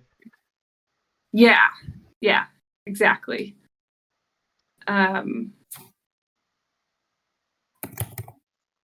Yeah, I think that's it. I think that's what I do. Keep my gloves on, and I'll go down to the carriage. I have one more question. Yes. So you said we were going to a ribbon cutting. Is it like customary around this time to like, you bash the bottle of champagne on the stern of the ship? You know what? We can totally make that customary at this time. I'm making it. Let's go. I make sure we procure a nice bottle of bubbly to be smashed against the boat. Okay, great. I have on the recording screen the map of Regencia, and there is House Frost's lands emphasized there, and I have yet to add, which I just realized, the Sterling family's crest and the line that shows where they are at. But this is where the Sterling family, the empty boxes, where the Sterling family crest is, and then we have their lands right here on this western coast, and there's this giant grayish block on the edge, and that is the Sterling Mine Island, and there's a little water strait, I guess, between the rock and the mainland that can't be seen very well here. But so if you guys are looking at the map of Regencia, it is just underneath the boat with the tentacles around it on the western side and right to the right of the octopus creature. That is the Sterling's lands right there on the coast. House Frost is the lands that are colored in white, so they would have traveled pretty far to get to you guys. What could they possibly want? Just to be nice. I have some ideas. Yeah. I have some thoughts. That's too far. Okay. All right. So, Oh, if I may, I yes. have my own. I have to dress as well. Oh, Also right. dressed. So I don't mean to put you on the spot here, but we did speak about a valet that I have who is my closest confidant in this world. Yes. If that's available. Yes. I would love to know who he is. Or Yeah. she, or they. I don't know. I also am excited to tell you who they are right now. Because if you honestly, if you don't have it available, if you're not ready for that, that's totally fine. I actually had found a picture that I was wanting to use for your valet, but I am realizing now that I forgot to officially establish that. So give me 1 second. Okay. Who was it? Oh, right, because you said a little bit of an older guy, kind of like someone you could talk to that could like protect, like it's kind of like an older brother vibe, or like a right? Yeah. I don't remember specifically what we said, but the idea is that like we've known each other for a very long time. Like we're right, like long before the Sterlings became wealthy. Like we're thick as thieves. We're like he's my closest confidant. Okay, I have the picture of him. Let me just find it really quick. But maybe explain to us what you're wearing first while I look for his picture. Yes. So I do have a picture of generally what I'm wearing. So what Oliver's going for this one is he wants to look good and formal, but he also wants to give a slight touch of that look of someone who's just come back from grand exotic adventures as well. So he's trying to add like though he is going with like the seasonal accoutrement, the elegance of that, he's trying to add a tone of like recently returned prodigal son and adventurer tones into that. So this is not exactly what he's wearing, but it is very close. Colors especially is not exactly what he's wearing. So that's kind of what he's wearing. Very similar in the general chat. So the long sort of draping cloak almost looks like an overcoat, like someone would wear on adventures, perhaps. The boots are maybe more like closer to a knee. In fact, actually, I take it back. He's probably wearing the, what are they? Today, as he wants to draw some attention, he's returned to the capital and he wants to draw attention to that. He's wearing the beguiling boots of Esme, which are very, very fancy. They are fancy. That have various buckles and flares and such they're very tasteful and draw the eye. I think I would say he is throwing in an ascot in there, as a maybe we'll keep like the cool collar thing he's got going on there, but we're adding elements of purple most certain. I think he might make even the entire vest purple, and I think he's got like kind of this like mid-length long hair that he'll tie back very formally, and he'll add some long ribbon, maybe like a single long ribbon of purple, as he wants to do a little extra to accentuate his support for the royal family, having been a member of the Shadow Court and is a member of the Shadow Court. And as for the little symbol on his coat, I think that's the symbol of House Sterling, plain and simple. So he's looking, kind of dashing rogue look with the accentuations of purple, but also like the elegance of the current season and a touch of returned adventurer is how he is dressed for this one. Like, I'm still so formal, but I could only clean the scuffs so quickly. I just got back. I think I think there's like no dirt or scuffs or anything like that, but he's like, I've been in such a flurry coming back, I just had to wear my normal adventuring's cloak, which is far more elegant than he would ever wear into any sort of ruin he'd delve or anything like that. Of course. So, it's all for heirs. Of course. Oh, this old thing. Exactly. This thing. Exactly. So I just posted a picture of Oliver's valet and manservant. He is the one with the beard because he has to handle all of the adventuresome things, and so he's kind of like he's going to be the guy that's going to help you with all the fancy things, but also like if your carriage gets stuck in the mud, he's going to like roll up his sleeves and pull the carriage out. I love him. I dig it. I love him. He's Pretty great. He's like a super like beardy, attractive Professor X, and I'm in. Yeah, totally. And then above him is the very opposite kind of vibe, Bo Jenkins, who is Lord Spudnik's valet. Bo Jenkins. Which I can't believe I chose that name. I kind of hate it, but whatever. It's a thing now. And then above him, as a reminder, is Emma Parsons, the valet or the lady's maid to Lady Nicole Sterling.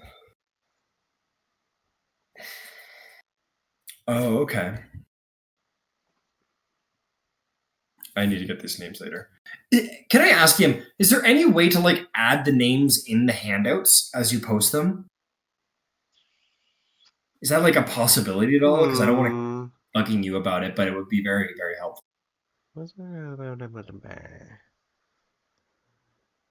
Let me see if this shows up when I type. My dog has been yelling at me for a while.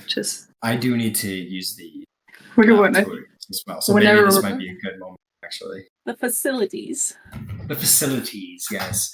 Should we take a break? So it does not show up when I type a name, but I can share profiles. But also, if you guys are on the main campaign on World Anvil and you click on the Sterling family, there is a whole section just of the servants and staff, and it will have everyone listed there that you can reference with their titles. Got it. Really quick, what's my valet's name? What is your valet's name? Oh, okay. Oh, okay. Maybe we will get his name when we come back from break. Yes. Okay. Please, thank you. Yes. So we'll take a break. Let's 5 or 10 minutes. What do you guys want? 10. I'm fine. Okay. Man. So 9:50.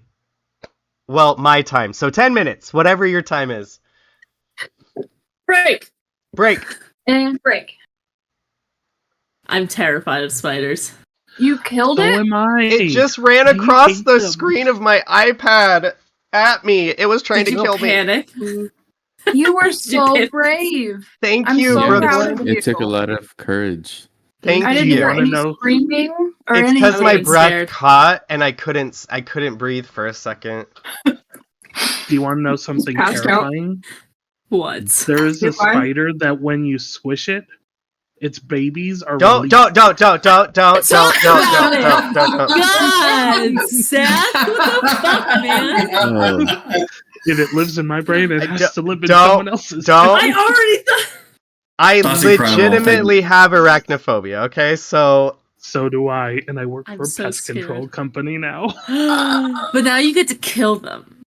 No, I get to answer questions about them. Face your fears, bro. Hopefully, I tried that one time. It didn't help. It didn't help me. Didn't take. doesn't take. Didn't help it go away. Whew. I love your shirt, by the way. Thank you. Oh, Thanks. Just All sorry. of us are The like, Sabrina, the Oh, I was Yeah. gonna say, I'm assuming we're talking about the Thanks. Sabrina shirt. oh, Yeah. nice. Cool. I didn't see it. yeah, I like it. Noise. What's mine? Oh, the Unsleeping City. That's what mine is. What's that? spells and hex. mine is a green shirt. Woo! It looks We gray. love green. I played pickleball in this shirt today. I was like, it's not Yeah. gray. Pickleball. Yeah, I'm in Ugh. Utah, so I've got to play. Oh. I lost a lot of respect for you with that one statement. Hey, I just pickleball is wanted to- fun. I'm Is just it? teasing. It's not my Is it sport of though? choice. My sport of choice. Did you say, Anyway. is it though? Is it? How, Is it though? well, it's fun for those of us who aren't like legitimate professional football players. Yeah. Well, I played tennis as a kid That's cool. Tennis as a and kid. hockey, of course. Oh my fucking god. Canadian. We're born with hockey sticks and skates. Okay. I mean, that's fair. Yeah, They no come out of choice. the womb like that, or do they like instead of the little hats No, in you- the nursery, they put you in little skates? Both. No. You come out of the womb with the skates and the hockey stick, and then when you go through the first helmet, and it's like a blue or a pink one, you know. Okay. Yeah. I thought they said just fuck helmets and put a little toque on you. Well, the toque comes later. Oh, okay. All right. Yeah. Need the helmets for the little baby heads. Yeah. They give us a direct IV stream like maple syrup. You got us started. The maple syrup IV. Of course, I forgot. That's the most important thing for a growing most child. Important part. Yeah. A growing Canadian. How long are you on that, by the way? How long after forever. birth? Forever. Forever. When you go to sleep, Really? you put it in. Yeah. You're still connected to it. Wow. Yeah. Wow. Yeah. Nice. Mm-hmm. That's how Canadians are so sweet. First word are Hey. Well, by the way, I came up with I asked my girlfriend, and she helped me out. I know the name of my valet. He is Charles Ripley. We like it. We love it. Charles Ripley. We want some more of it? You know I it. don't know. Ripley? For Xavier Ripley because Aliens is a great. Are you gonna say it like with like pizzazz? Ripley? Ripley! Absolutely. Great. So message me that name so I don't forget. Okay. Charles. Charles Ripley. Ripley. And when you need them, you just say, "Okay, everyone, Charles is in charge now." Oh. All right, Charles, that was give another him the reference. forecast. Are we ready to get back into it? Hell yeah. We gotta If get you to are, this ribbon cutting. Do we? Let's go. Okay, I'm imagining that the family would probably use 2 carts, 3 or carriages, 3 carriages. Well, I have my own, so I'll That's take mine. 4. So probably You're gonna 4 per. you're gonna use your own carriage just for the sake of it. Yeah, fuck it. Okay. How many of us are there? People could come in my carriage. I'm not going by myself. Well, there's 5 of you, mom and dad, mom, auntie, Pearl, and then I think 5 servants, so 10. I mean 15. 15. Yeah. So we would need Probably 3 carriages. Plus some of the extra more than servants that. for stuff. So 4. let's say 3 carriages for the family and then 1 carriage for all the servants. Oh, they're smushed in Can there. Party back in Can the I bus. bring? So Charles will make my carriage go. Can I invite Dominic to come ride with me? Yes. It's been So too long since me and my nephew have spoken in private. So Indeed it you've has. got Dominic, and then I'm gonna throw in Pearl and Lady Sterling as well. The Countess Sterling. Perfect. She doesn't really ask. She just sort of picks up her skirts and pulls Pearl along and gets in the carriage with you two. And then who's in the second carriage? Eleanor. Just Nicholas. Okay, so Eleanor and Nicholas, and we've got the Earl Spudnik and Eleanor's mother, Lady Maeve, the Viscountess. Fun. I talk then- business with Spudnik. Who's left? Let's see. I guess Aunt Alice is in the third with... Can I ride with Aunt Alice? She You seems like she'd Spudnik tell and my me. mom? She'd tell me who it is, like the truth about. So you go to get in the carriage with Eleanor, and then you like kind of glance in, and you're like, Mm-mm. I cast message as he's leaving. Like, you little brat, I'll remember this. Love you, but no, thank you. And I use my mage hand to smack him upside the head as he walks away. Not like hard, just like already like the spooky lady who like lives in that one house on the street that everyone's scared of. Good. Fantastic. Eleanor's gonna be Miss Such- Haversham. Such is my plan. Such is my purpose on this race. Wait, who am I? Miss Haversham from Great Expectations. Oh, okay, sorry, I didn't hear you. So we take off, before and we we are. go- Oh yes, wait. yes. Before we go, I just want to go up to Eleanor one more time and be like, you surely don't need me on this trip. I have a lot of mending to do. I can stay and take care of things here if you need me to dictate some more letters for you. No, it'll be fine. Everything can wait. It'll be fun. Besides, like propriety and whatnot. Well, but you're you're proper enough for the both of us. Carriage rides make me sick.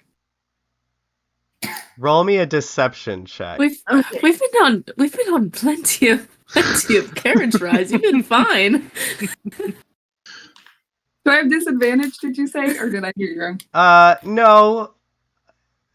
Probably because Eleanor is in a carriage with Spudnik and her mother, so maybe not at this moment. But Eleanor, you can roll me an insight check. 17. Are they getting in the carriage or are they outside the carriage? Oh man. Eleanor's probably already in, and Dove is standing she's probably standing on the step of the carriage, leaning in. As you were stepping in, yeah. I probably wouldn't be super loud in front of Mr. Spudnik or whatever, but yeah. 13. I got a 7. I feel like I would know that's a lie. It's a long carriage ride. It's the long ones that make me sick. We traveled from Donlin, but Eleanor, this is unfortunate. Unfortunately, custom demands a certain level of proprietary representation, and it's a good thing it's only a 45-minute carriage ride. Yeah. Maybe Dove could be invited to be in your carriage instead of the servant's carriage. I would like to DM. Can I show up and at first I would like to just poke my head in the carriage and say everyone safe travels, mother. Sorry. Wait, you're in. not your mother. That's my mother. Sorry. Father's in You there. can't take my mother from me. Lady Maeve, Aunt. Eleanor's mother, and your father are in Eleanor's carriage. Okay, father. Lady. I'm sorry. Maeve. Maeve. I always pronounce it Maeve or something. Maeve. Sorry. Yeah. So she would be my aunt, correct? Yes. Okay. Father, auntie, safe travels to you both. Oh, there's no room in this carriage, Dominic. There's already too many of us. I've only wanted to just, wish you nothing but the safest of travels, and we'll be right What? behind. Aren't you in Oliver's carriage? You'll be leading the pack. Oh, we'll be in front. Yes. Even better. Eleanor, I just want to say, I hope you find a suitable individual once we get there. That fits your needs, and perhaps I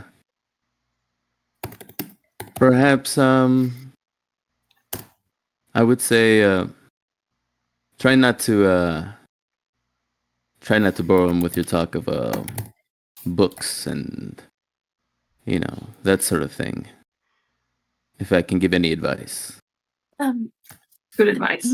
Maybe you're not used to it, but this is a business, essentially a business meeting, Dominic. I think I know how to handle it.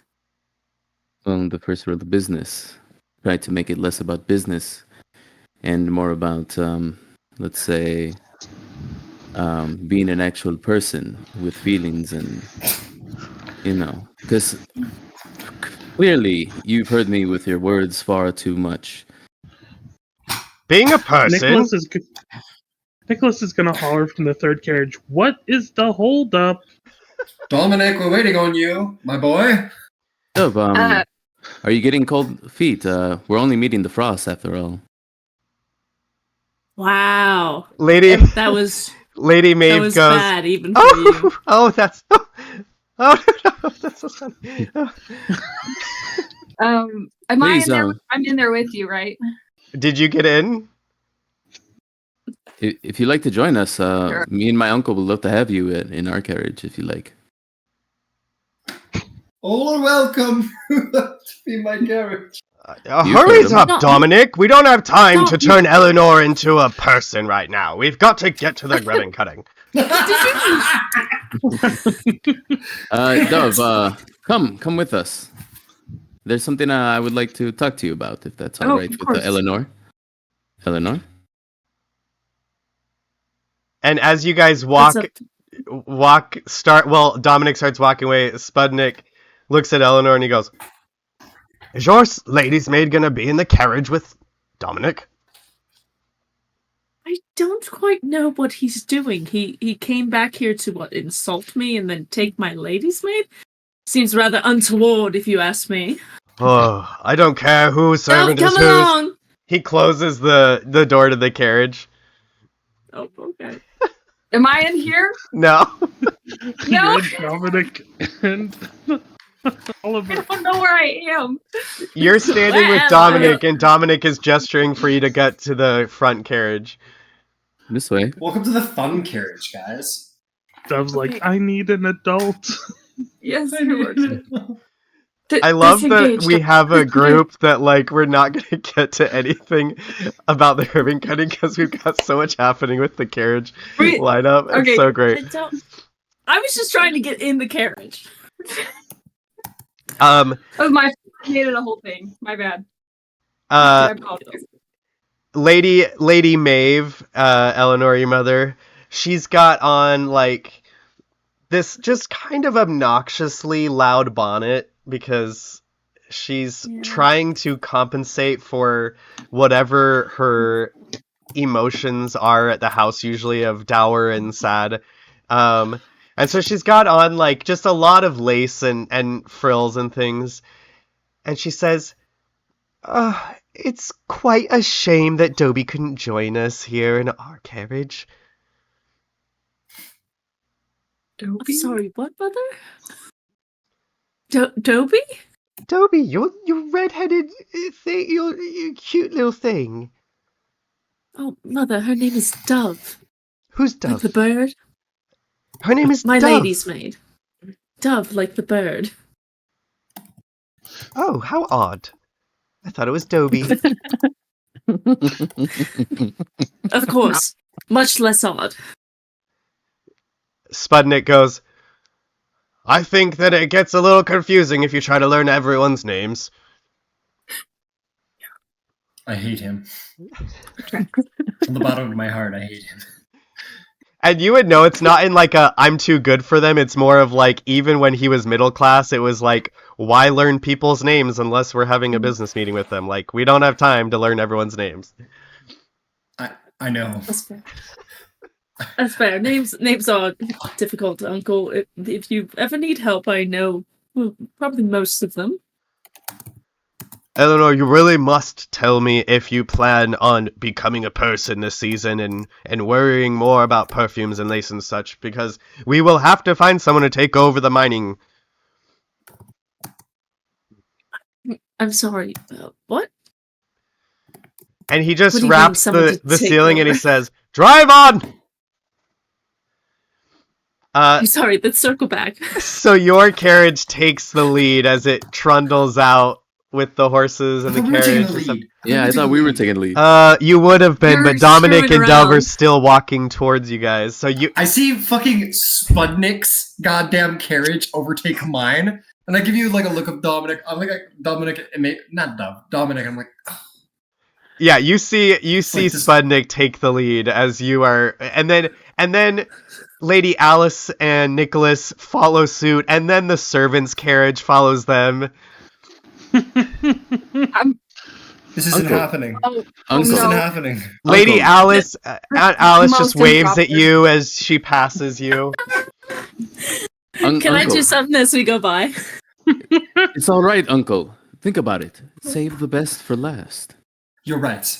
You're right, Dominic. You're right. This is the only Can way to I- mitigate these losses. Can I, as we go by, cast prestidigitation and blow a big little puff of dust on Dominic's clothes? Yes. So petty. Counterspell. Roll me a what's it called? Initiative, and Dominic, roll me an initiative to see if she manages to do this. Okay. Or maybe not initiative, just both of you roll me a dexterity check to see who. Why can't we all get along? Can I use acrobatics? Or, He like, said that I just- wasn't Sure. a person and like literally just came to insult me. Of course I'm going to try and That's fucking fair. shit up. It's steal you, ladies, man. Who is terrified to get in a carriage with two dudes and no chaperone? Nicole's there, Oh, true. right? Nicole is Lady there, Sterling yes. and Yeah. Pearl are both in there. You're good. that's Oh, true. even Okay, worse. I have Worse. What did you guys roll? I have a 16. I rolled a dex check, right? Yeah, Not a dex like Save. skill check. you can add your proficiencies to it. Then a 16. I mean, I'm not proficient in dex.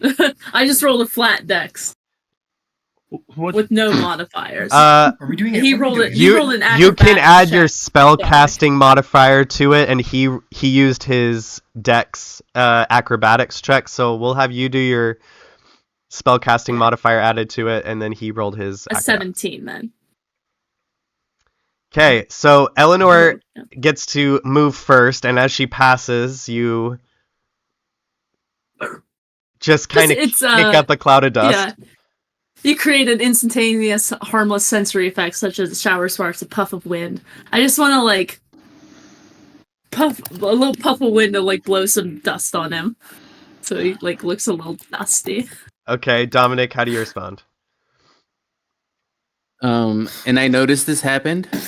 It kind of like you look at Eleanor right as she passes, and she just kind of goes like this, and this dust goes whoosh, and just kind of It's the Passes. carriage. passes over. Yeah, that's the carriage. It's the carriage. Uncle, you wouldn't happen to have a spell to clean Yes, I this do. off? Thank you. I do. Yes, please. I've got a handkerchief in my hands, just like ready to. What? Oh, the- and fireworks! Wow. Whoa! She got a little magic in. She do. That's crazy. Is that what that was? I don't know Thank what you. just happened. But I've got a handkerchief just like ready, but you've got magic, and so I'm just like, never mind. You know, I'll cast a prestidigitation and Ooh. dismantle the dust from his waistcoat. I expected more of her. You know, Wow. I mean, to get. Well, technically, Dominic, it's not. Can you please get in the carriage? We'll talk Yes, about it in a yes. moment. I'm the Okay. youngest NPC, and I feel like I'm the most mature at the table. I'm pretty mature, I think. I'm pretty mature. Eleanor smacking heads, blowing dust on people. It's these two. Oh man. I'm the oldest. I gotta keep everyone in check. I'm the oldest. I'm Of gonna the kids. I'm gonna have to Okay. rename this episode like Family Feud or something. Yeah. Fucking bullshit. Family goes on Um, road trip. Takes forever. Takes Are we there yet? All right, Okay. let's go. Let's do Let's Okay. go.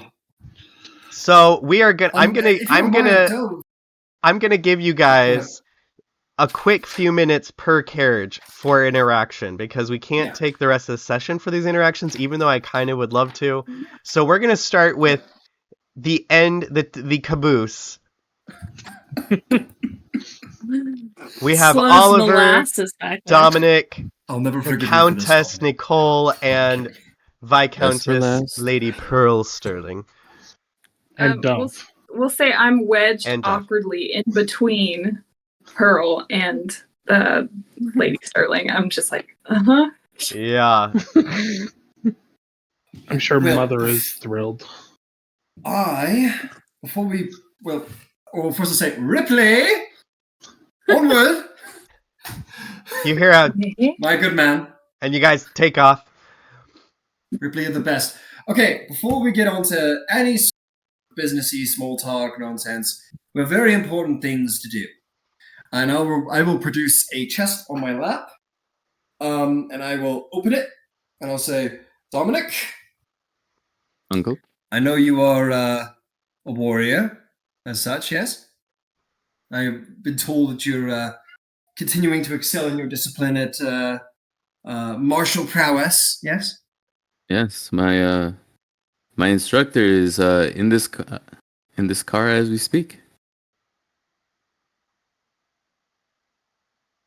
I'll look at the lady's maid, the small young girl, and my sister-in-law, and go, insight check.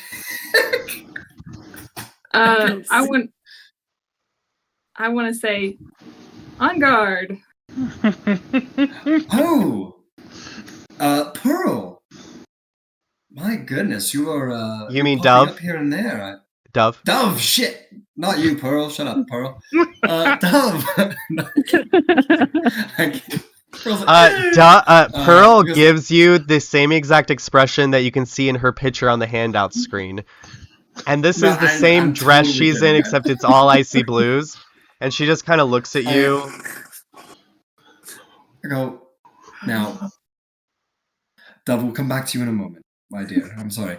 Pearl. Mother, now- when can I start training with Dove? And Lady Nicole says, Darling, not now. Okay, we will start with you, Pearl. Sorry. Right. Wait a few minutes and try. Don't worry about her. That's just The gods have people. spoken. A voice from the Sorry. heavens. That's it. So Pearl, you're a bit younger than the rest, but I don't know if you know, I like to bring back gifts. Uncle, I brought I'm you a couple. 10. Oh well, if you don't want your gift, by all means. Dominic. I didn't say that. I want my gift. Okay, there it is. You want your gift. I admit your gift is a little too big to give in the carriage, but I am assured that you will like it. What is it? Well, I demand that you I tell me don't- now. You demand, well, for a young noble, I concede. What would a young noblewoman such as yourself simply must have the finest in all the capital? Yes. Is it a new frock? Or perhaps a ball gown? No, it's literally a pony, Pearl. I got you a pony. Oh, I thought you said clothing. You got me a pony. No, not clothing. I got you a snow white pony. From the west grasslands of Regencia. From Galderland. Ooh, I'll have Yes. to put a horn on it with a ribbon so it looks like a unicorn. Well, wouldn't it be something if there wasn't one already on it? Mummy, we have to let it in the house. I want my pony to be able to be anywhere I am. And I'll let them, as I know we have limited time, I'll let them sort of gripe about that. And I'll just move Nicole on to just Dominic looks now. at you like, I'll give her a wink. I'll give her a little wink. And I'll turn to Dominic. Dominic, I think I found something that I think you'll appreciate. Or should I say, I slew something I think you'll appreciate. And he will open up, or actually he'll give it to him. He'll give you, Dominic, this small chest. It's about this big. No lock or anything. You may open it if you wish. Before I open, regardless of what it is, thank you, and you know, you being brother, here just is more- hurry and open it. I want to see what's inside. Pearl, stop being yourself for just a moment. Your mother says, Now, Dominic, Right. I just want to say, Uncle, you being here with the family is the greatest gift I could ever receive from you. So continue to be here with us. I'm here for some Pearl time. Pearl loud whispers to Dove, "Why is he taking so long? All right. Do you think he's taking forever too?" I'll Pearl, I am open. I am opening it, and I open it. You open it, and there would be, obviously, of course, there's like a little velvet cushion or something. But what is on top of it, you would see made out of a strange, you're not so strange, but a very elegant, unlike any other ivory you've ever seen before, but an immaculately carved ivory statue of a minotaur. And Oh, it's ghastly. Oliver will say, "What is that?" Oliver will say, that is the, so it is a minotaur figurine, but it is more than just that. The ivory that is carved for came from an actual minotaur's horn that I slew myself. Is it supposed to be Brother Dominic? No, Pearl. It's a... Never mind. I hope you appreciate it, Dominic. It's, I suppose it's, I don't know. I thought you might appreciate it. There are many exotic creatures out there, and this was a mighty powerful creature, and I thought that this might be something to interest you. A creature of great power. Take from it what you will. I hope you appreciate it. Have I heard about like minotaurs? Like, know what they are? Only in legend and story. So if he has something carved from a minotaur horn, it would have been either very expensive or very rare to procure. Or maybe it came from a distant land where minotaurs are rumored to still exist, though that's highly unlikely. I would like to insight check your story. Okay. I will admit, I'm just kind of having fun with these gifts, DM. I probably ran them by you. And No, that's fine. For that. That's fine. Do you want to, roll an insight check? Okay. And while you do that, Pearl will whisper again to Dove and say, "It's no pony." Would I call her ladyship? Yeah, probably, huh? Yeah. I'm going to roll my eyes. 17. Yes, your ladyship. 17. Oliver, what authentic or non-authentic vibe is exuding from this gift? I think Oliver is quite genuine. Like he is a very adventurous individual. He just goes seeking out these exotic creatures and places and things. If Minotaur didn't exist in this land, and he procured this like secondhand, I don't think he would lie about that. I don't think he'd say like, "I killed a Minotaur," and then not have actually killed a Minotaur. I think he's a fairly genuine individual. He's had enough adventures and experiences that he doesn't require to do so. So if, of course, you allow and you think it fits the lore and all that such, I think it's genuine. Great. Or I'd like it to be genuine. Yeah, I think, I mean, if anyone could find someone with a secret stash of foreign or ancient objects of rare identity, then it would be Oliver. So, wait, did you say you slayed it, or did you say you got the horn? I said I slew the Minotaur. Oh. And then I had the ivory made from his. That's what I said. But if that doesn't make sense with your, then I you would have had to travel far. Far, yeah. Outside of the country to distant lands. Then perhaps I procured it, maybe. Okay. So as to move things along and not completely rethink the whole thing. Yeah, maybe you're like, it was a slain. Are available in Regency, yeah. It was procured from a slain Minotaur. Yeah, I will say. So to redact that. Sorry for the confusion, but he'll say I procured this. Supposed and at a great expense, it was carved from the ivory of a genuine minotaur from some way across the sea. And maybe he'll add that he made the purchase through an associate from across the sea, a nobleman he met from across the sea. Cool. He says, I met this man from across the sea, and I saw it, and it made me think of you, Dominic, and I knew I needed to get it for you. So it speaks to me, at least, of rarity, of strength, and of strength beyond magic. Minotaur monstrosities and such, but they are mighty creatures, and they do not need magecraft to be such deadly threats in mythology and such. So it made me think of you, and I hope you appreciate that.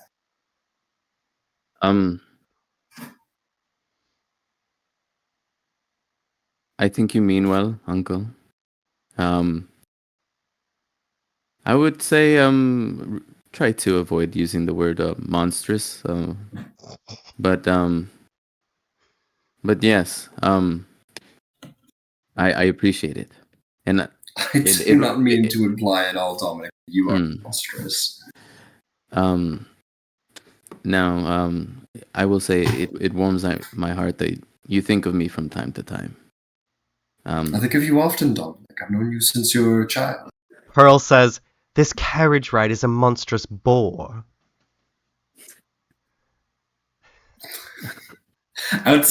Inside of Oliver's mind, he's like, I'm not actually saying. I just it's a feeling. Yes. I think I know who the monster is actually now, Uncle. And he just kind of nudges.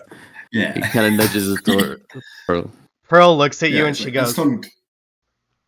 Getting a sense of something. She just flicks her hair, and then Lady Nicole says, "And my brother-in-law, do you have a gift for me?" Well, not in the carriage. I'm sure after this ribbon-cutting ceremony, we could always exchange gifts at breakfast. Tomorrow morning. I'd very much like that. Tomorrow morning, it's a deal.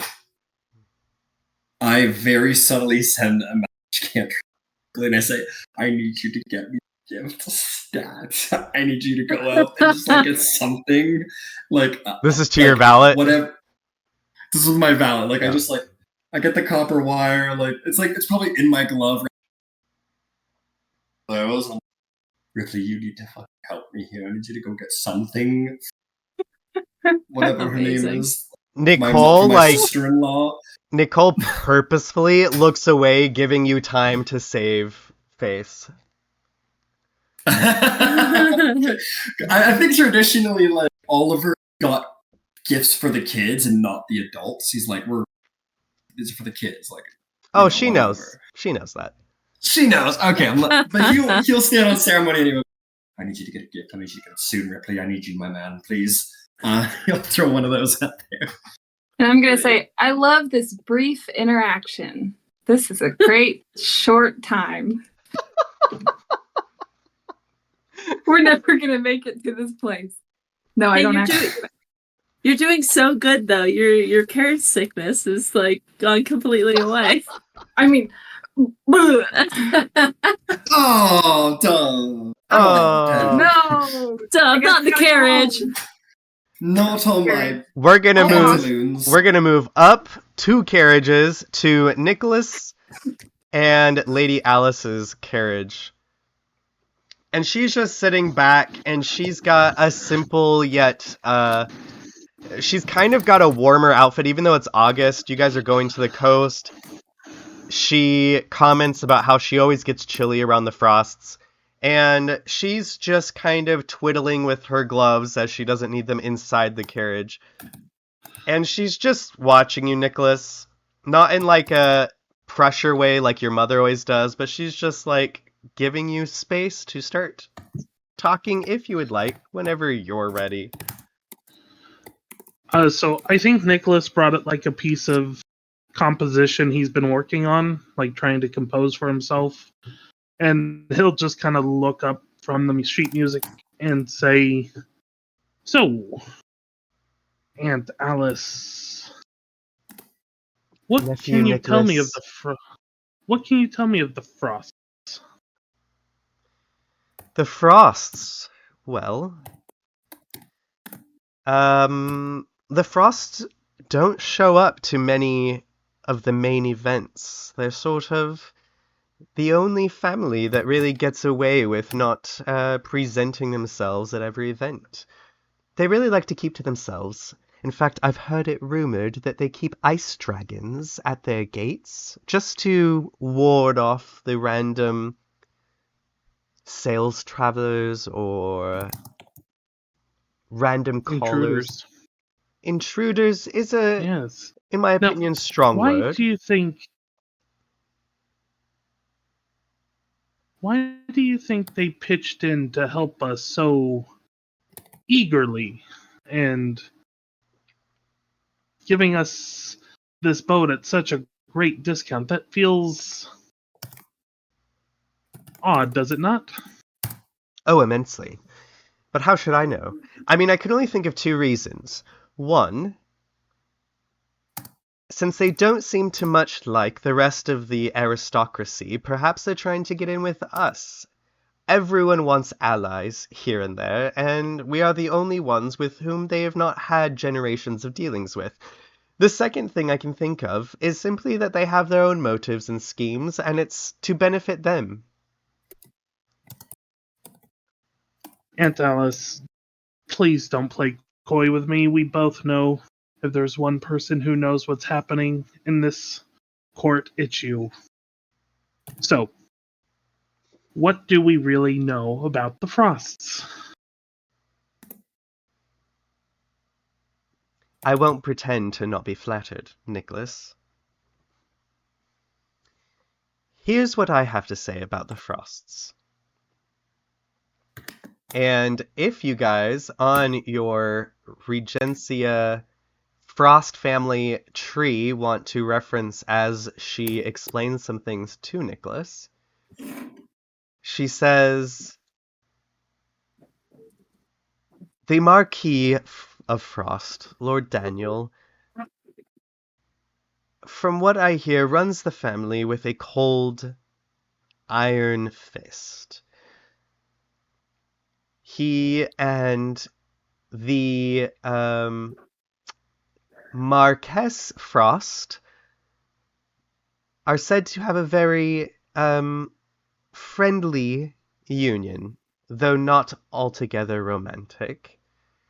And because of this, it only adds to sort of the frosty environment that they bring when they do show up to events. Of course, they moved much higher up in status when the Marquess's heir and son, the Earl Frost, David Frost, married Her Royal Highness, which David Frost married the oldest child of the Shadowbee King and Queen, who was unmagical, but they did... Why is she not showing up here? They did get married, and they have a daughter, Emily Frost, who is going to be coming out this season, and is renowned as a great beauty, embodying the most lovely aspects of her mother, Selova, Shadowbee, and her father, David Frost. And so your aunt tells you all about how Emily Frost is sure to be one of the most eligible bachelorettes this season. Not that that would affect you any. However, No. she does seem to be a bit more willing to come into society than the rest of her family. Now,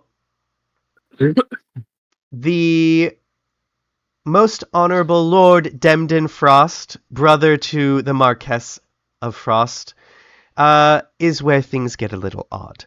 And so it's the brother of the main Lord Frost, his family line, and the cousins of this this young girl who's going to be coming out, who's 17. He has two children, Crystal Frost and Latham Frost, and they and their father, Demden Frost, are known as being just quirky and, like, odd enough that some people think they're intriguing, some people think that they are embarrassingly too much themselves. Like they often have crystal and ice adornments on their faces. They often, I should have been posting the pictures here. I'm about to post Lord Demden, brother to the Marquis Frost, and then his two children, Crystal and Latham, are there. And then after them, or above them, I guess, will be posted Lord Frost, the Marquis, the Marchioness, however you say that for Lady Frost, her son, his wife, the Shadowbee eldest child, and then their daughter. So all of those are going to be on the handout screen.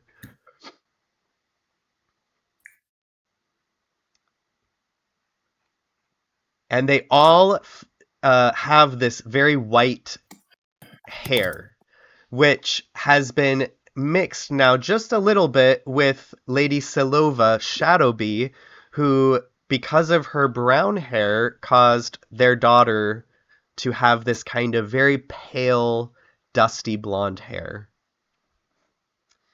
And you can see all of their pictures. And so she tells you about how not only are the Frost family just so reclusive, but they're just odd most of the time, especially Demden and his two children. Now, you say that the Marquis and his wife, no real love lost between them. Has he taken lovers? Taken lovers. This is scandalous talk. It's a good thing we are alone in this carriage. People do not think it, but I am smarter than most give me credit. Nicholas, you don't have to explain that to me. I know you are very intelligent. And if I were in your position, I would play a bit empty-minded at times as well, in the face of the strong personality that is your mother. I will say that if I knew if Lord or Lady, the Marquess or the Marchioness, had ever taken a lover outside of the bonds of matrimony, that would be quite the juicy information indeed, but I can't say that I'm privy to such intimate information. Why do you ask? Oh, curiosity. I find the court so boring. But this reclusive family, that seems odd that they would jump at our aid so willingly, and I'm curious. Are you suggesting that they are jumping to our aid because of some long-lost flame? Is that so far-fetched? Men would do many things for, let's use the word love.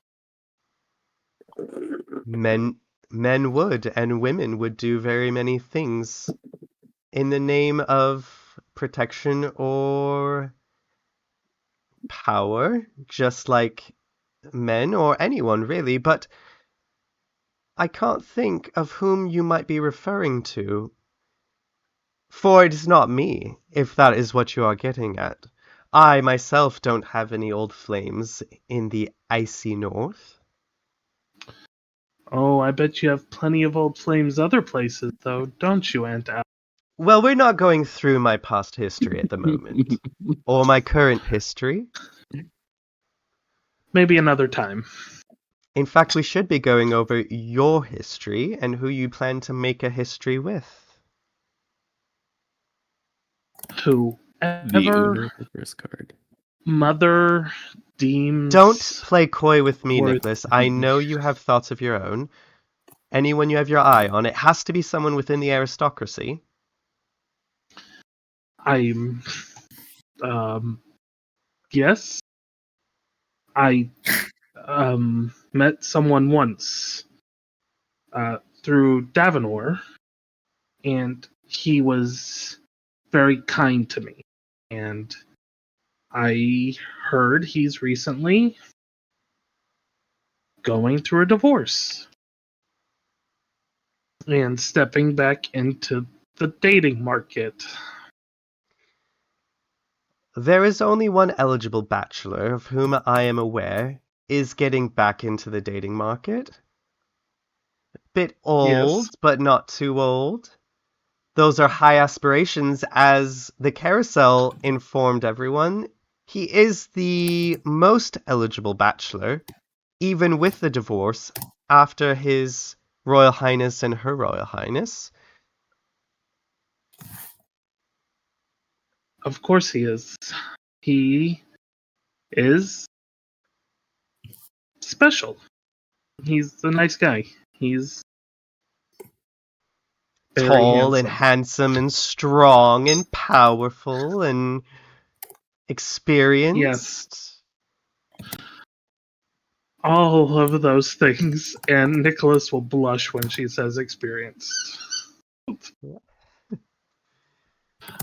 Yes, all of those things, Aunt Alice. He's all of that and more.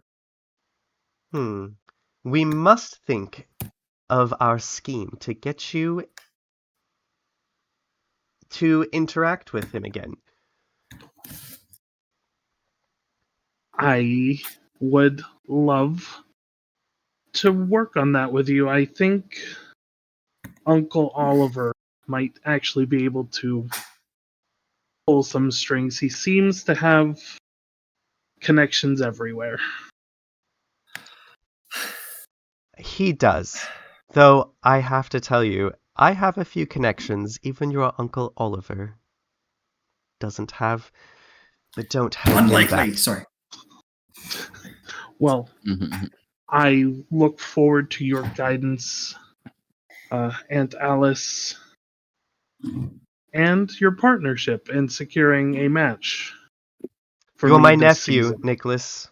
I am on your team through thick and thin, through thunder and rainstorm, and all manner of muscles and dark chocolatey skin, all the things. Okay. Oh my God. Well, that's a thing you said, and Nick is gonna go back to his music. Something you said. I love that phrase. Pull yourself together before we get to the docks, Nicholas, really. Yes, ma'am. Yes, ma'am. Okay, we're gonna move to the first carriage, which has Spudnik, Lady Maeve, and Lady Eleanor. Yeah. Sorry, Uncle. I think I may have misheard you in all the clamor of the carriage starting. But what were you saying about finding someone to take over the mines? Oh no, I was just saying that if you get too distracted with the current season, I know that I've been hearing your mother told me that it needs to be your biggest priority at the moment. So, if we have to have someone come in and take over things, either temporarily or permanently, I just would like to know ahead of time. Uncle, believe me, I am perfectly capable of handling the season as well as my duties as CEO of Sterling Mines. Yes, well... That is my top priority. Well, I don't see anything getting in the way at this moment, but should I? I mean, we'll have to have that discussion, I suppose. I assure you... Your we mother will not taps your need leg that. and she says, "Listen to your uncle, darling."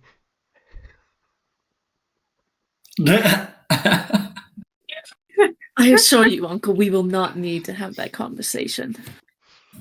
That look you just... even from my screen, I was like, "Who?"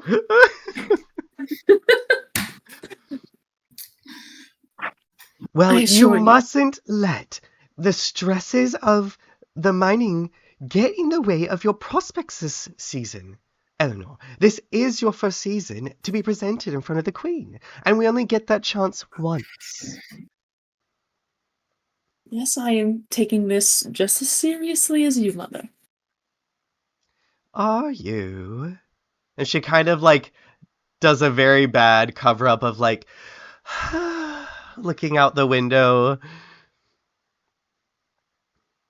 Yes, I am. I've even taken the liberty of sending a response to the Blumettes about tea. Oh, good. Hopefully it will get there not too long after my response to them. Don't worry, I went ahead and I sent one for us already. Lovely, Mother. That would have been nice to know, so we wouldn't Well, I'm telling you now. both need to. Thank you, Mother. Thank you so much. Sputnik says, "What's this? About what? You're going where?" Mother and I are going to tea and Oh, to stay right. the night at the That's Blumette fine. estate. He's like, ugh, tea, Fantastic. boring. Yes, agreed. Mother, I did want your thoughts about the upcoming season and what exactly my role within society should be. Well, Eleanor, you're not getting any younger, so I think we just need to take whatever comes that's going to be the best fit for the family. Of course, Mother. Exactly what I was thinking as well. Who do we have our eyes on? Have you thought any more about opening your pool up to just anyone potentially, just in case? Or should really we keep not, it in Mother. the feminine court? Yes, Mother. All right. Well, The one thing I ask. very well. I'm not asking much. Well, perhaps the Frost Girl, Lady Emily, she'll be there tonight, and her mother is a royal. Yeah, isn't she quite a bit young, Mother? Well, she's 17. She's of age. You know, I was married to your father at 17. I only had one season out, barely half a season. Yes, of course. I was just hoping, maybe someone older that I'd have more in common with. Things to talk about. Do you want an old maid, Eleanor? How will you bring me children if you have an old maid as a wife? I'm sure there are ways. You told me once that you don't really fancy being the bearer, and we must find someone that can be a bearer for you. Yes, of course, Mother, you're right. I will keep my options open. But do you think I'm sure I should Emily's be bearing body is very ready and perfectly able to the task. We'll just have to see when you see her tonight, see if there's a spark there. Of course. Of course, yes. You must put on your greatest charm, Eleanor. Don't speak about the mines, don't speak about business, and don't speak about any of your books, okay? Bring out some charm, bring out something interesting for her. Eleanor takes out a little scrap of paper, and with a little flourish, a quill appears out of nowhere. Ooh. She takes a couple notes. No magic tricks, Eleanor. Really, it's better for the middle class. I needed a quill, Mother. Yes, well, I do. See? I did notice that you put some colored things in your hair. Yes, you can thank Dove for that. She did a very good job picking things out. Well, I hesitate to think about what we would do if Dove were to leave us for any reason. I think that as well. I hear the Lady Emily quite loves blue gems. You should have worn something blue. Of course. Next time. Next time, there may not be a next time. And she starts like, what if you're out for like, for 4 seasons, Eleanor? Every season that one is out lowers their chance of finding a respectable match.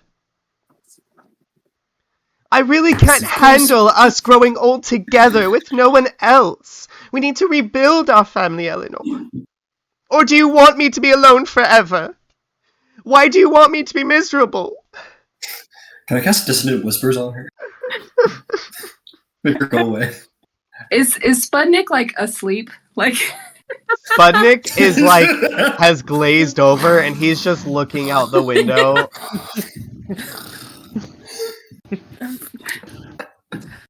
Mother, we're not going to be alone. I promise. I will do my duty to our family. I will find someone. Oh, I know you will, dear. I know you will. Look, You won't let me know down. that You won't let me down. I just know it. I won't. I know that I'm... Davenor had so many prospects.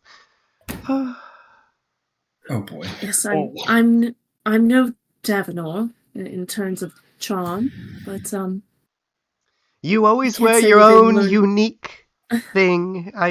You just both had your own talents. It's just unfortunate that Davenor was not here to bring on the family name, and you could have just stayed in the mines, where you're happiest, where people aren't seeing you covered in the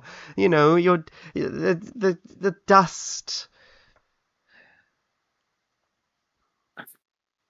Yes, if only I could stay in the mines where no one could see me. I'm sure everyone would be much happier.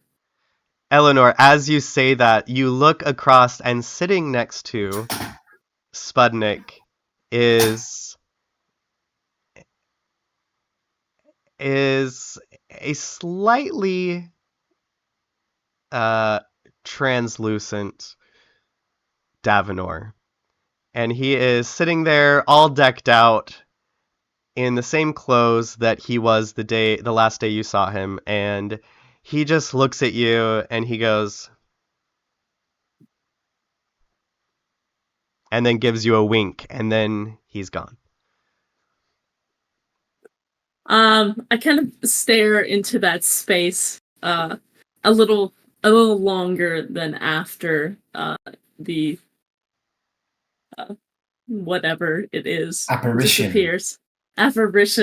disappears, and kind of shake back into like complete train of thought completely gone. I'm sorry, Mother. What were you saying? I said, which lace should we add to the bonnet that you must wear at your first walk in the park? After coming out, of course. Not wearing a bonnet, Mother. I have lines. Don't be silly, of course you have to wear a bonnet. You don't want to get any sun on your face?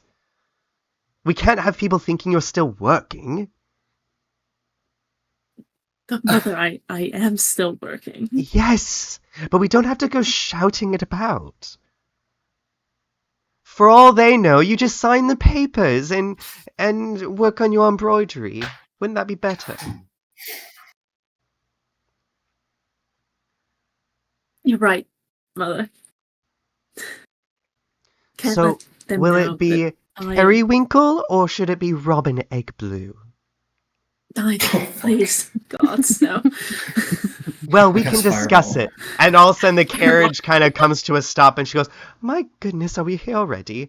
And Spudnik just immediately goes to the door and lets himself out. I wanted to do like a color some of it. I want to I'm gonna cast prestidigitation at least. So you make a color, a small mark, or a symbol appear on an object or a surface for 1 hour. Can I change the color of my cufflinks to blue? Yes, you can. And I also have my ring on with the teardrop, Which is so blue. I'll match. Yeah, so I'll match it, and I'll hold out like my hands to my mother to show her. Yes, dear, Good we enough? need to lotion your hands at night more often. Okay, let's What I go. was saying. Oh my god. Love her. Oh man. The worst character. Give me some grandbabies. Please. You're like, Some look, grandkids." mother. She's like, I know. Please cover your hands. Like I was trying to. I'm trying to fit in. I'm trying to make you happy. I love Eleanor. Okay. She's just- Everyone gets out of the carriages as you all arrive at the docks. Now, I am going to add to the handout screen a very not fancy done up picture and map of the dock area. Now, I'm going to be describing what they look like, but this is kind of a rough picture of the Sterling Dock area leading into the water strait between the... Why is there a grid? Why is there a grid? Because it's a map. Don't you guys appreciate when you can tell how far things are from other things? Where's the map? Or what? Yeah, Wait, when combat's about to happen. Where's the map? PK. In the handouts. The map is on the handout screen. You might have to Oh, there it refresh your is. page. It came up. Shit. Uh-oh. I did prepare 1 damage dealing spell today. Oh. One damage dealing cantrip. Let's hope these don't go to Okay. waste, but we'll see what happens. I got it covered. I hope they got it do. covered. Okay, Doesn't spell good for me. are you guys Side ready for a roll. little descriptive narration? Yeah. Sure. The Oh, ribbon yes. cutting ceremony takes place at the Sterling Mine Docks, a bustling area that's been adorned with celebratory banners and lanterns. The entire area is alive with activity. Dock workers hustle to make final preparations, and an air of anticipation hangs heavy. Members of both the Sterling and Frost families are present, mingling under the twinkling lights strung from the masts of ships and the nearby simple yet sturdy buildings. This encounter with the Frost family begins with the players arriving at the docks, where they are greeted by Owen. He provides a brief update on the day's events, or the evening's events, and the schedule, subtly emphasizing the importance of the ceremony to the Sterling family's operations. And I'm going to post a picture of Owen again here. He's a cutie patootie. He's a cutie patootie. And this is Lady Eleanor's mining secretary, her right hand cutie patootie. And he is His there, ready, Official title. dressed nice, with some papers in hand when you guys all walk up. And of course, your manservants and lady servants are coming behind, and they already start bustling off to go make preparations of where you guys will stand. There's some canopies, making sure refreshments are laid out, things like that. And Owen says, "Good evening. Lady Eleanor has entrusted me to ensure everything runs smoothly tonight. The new boat from House Frost has arrived just in time to replace our lost vessel. We're all grateful for their swift assistance. The ceremony will begin shortly, followed by a reception. Your presence is vital, as always. If you'll just come this way, your lordship," and he refers to Lord Spudnik to lead the way. And as you guys walk down across the gravel, and like I said, this is like bare bones, but there are lanterns, banners, tables, chairs, things like that, ready for this reception.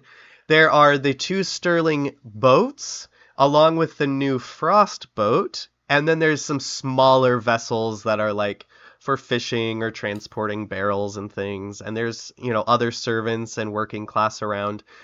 But the whole area is kind of done up festively, and the sun is just starting to sink below the mountains.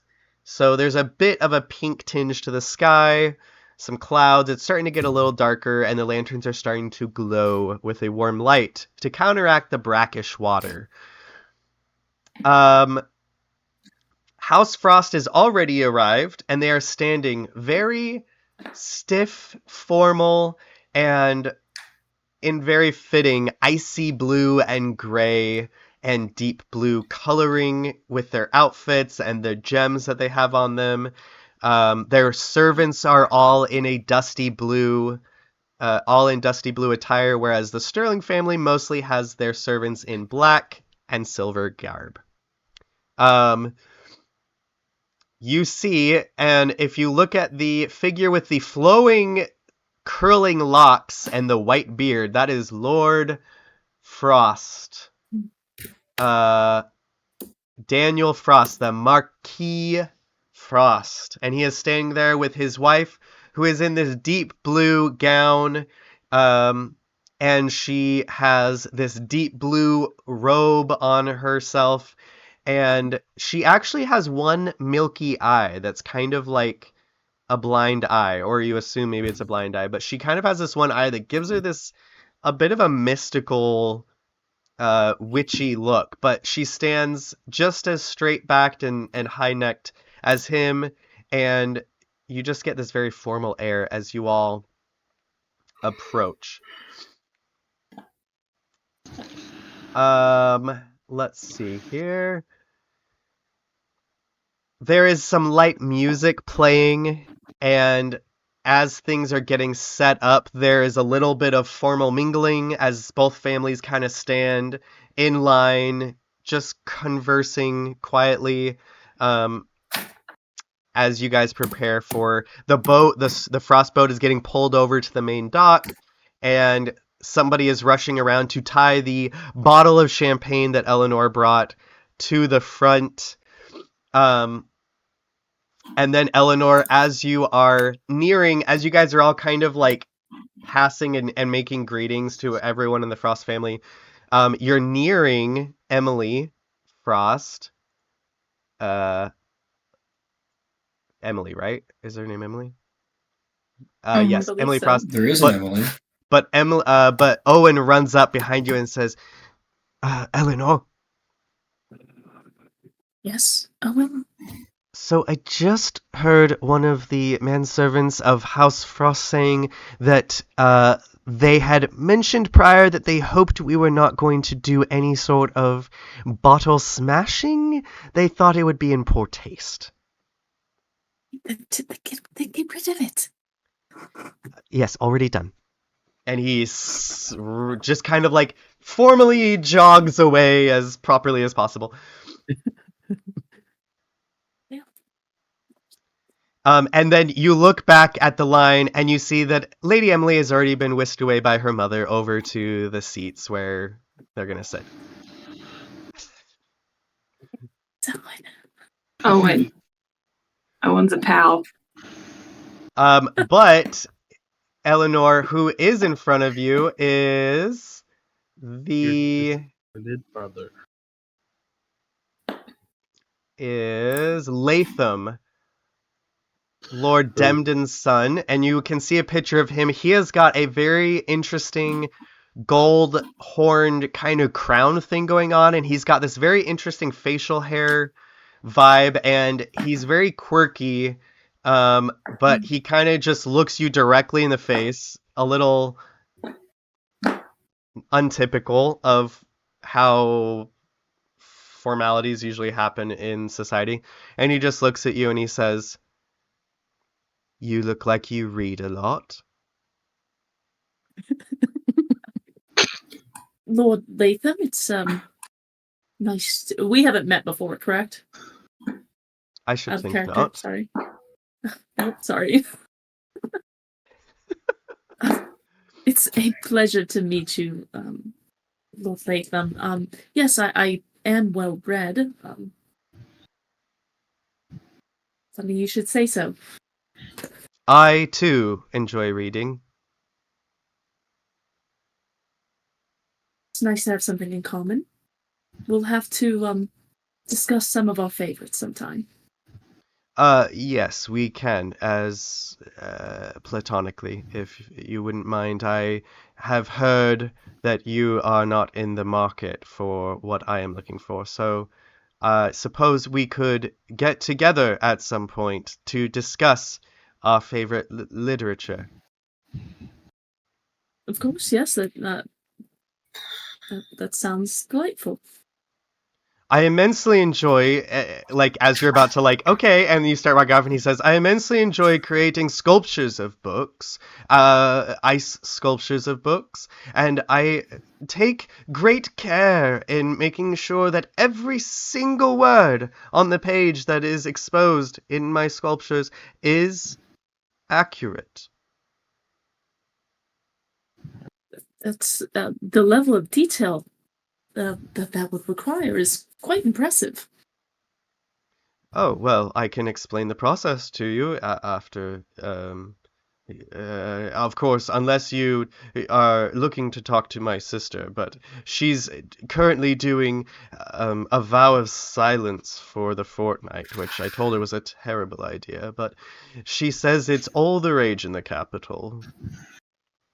It's quite interesting. I can't say that I've heard of it, but I would enjoy your company, platonically, of course, but I can't say that I'm well versed in the particular magics that you and your family are, but I'm always willing to learn something new. Oh, yes, I heard you're a scholarly magic user. Yes, but I'm well studied in other schools of magic as well. I did so wish that I had been born of your type, so that I could claim the knowledge of my skills purely to my own efforts, but unfortunately we have ice running through our blood. Yep. It's never too late to learn something new. Yes. Quite so. And he walks off. Right.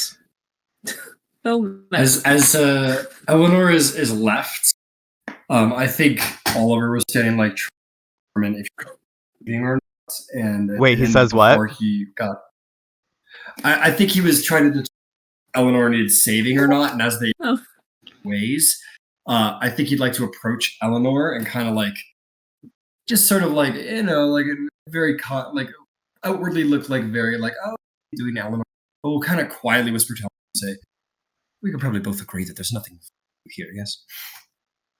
Nothing for me? The season's coming up and all.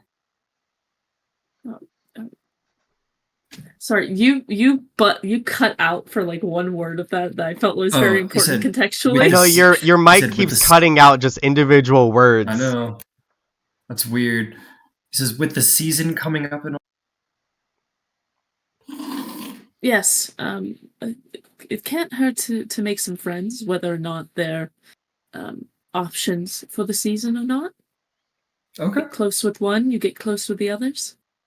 Sure, of course. Well, if you need saving. Please roll me perception checks, both of you. Oh no! Natural 20. A 16. Oliver, you notice, but Eleanor, you only notice at the very last moment, Lady Crystal, who you can see a picture of her below the picture of Latham. She's got the crystal icy mask decor on her face, and she always seems to have little snowflakes drifting around her. And Oliver just kind of stops talking and looks between you two, and she's just standing there behind you guys, between you two, just like...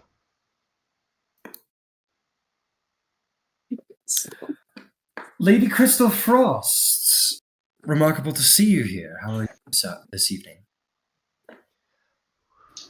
and she blows some snow into the air that swirls and then falls. And then she kind of just holds out her hand like this. To whom? Just To in whom, between yeah. both of you. So Oliver takes I'll her do hand. it. I'll do it. We both reach out at the same Yeah. time. You guys both take her hand. And she kind of looks at both of you, and then she just kind of points over to her chair. I take her. I kind of like You pull take her it, yeah. hands. I kind of like pull her hand from Oliver's. She picks up her skirt with the other hand, and she like almost like she's trying to perform in like some kind of like play. She just is like, ah. I try and keep up.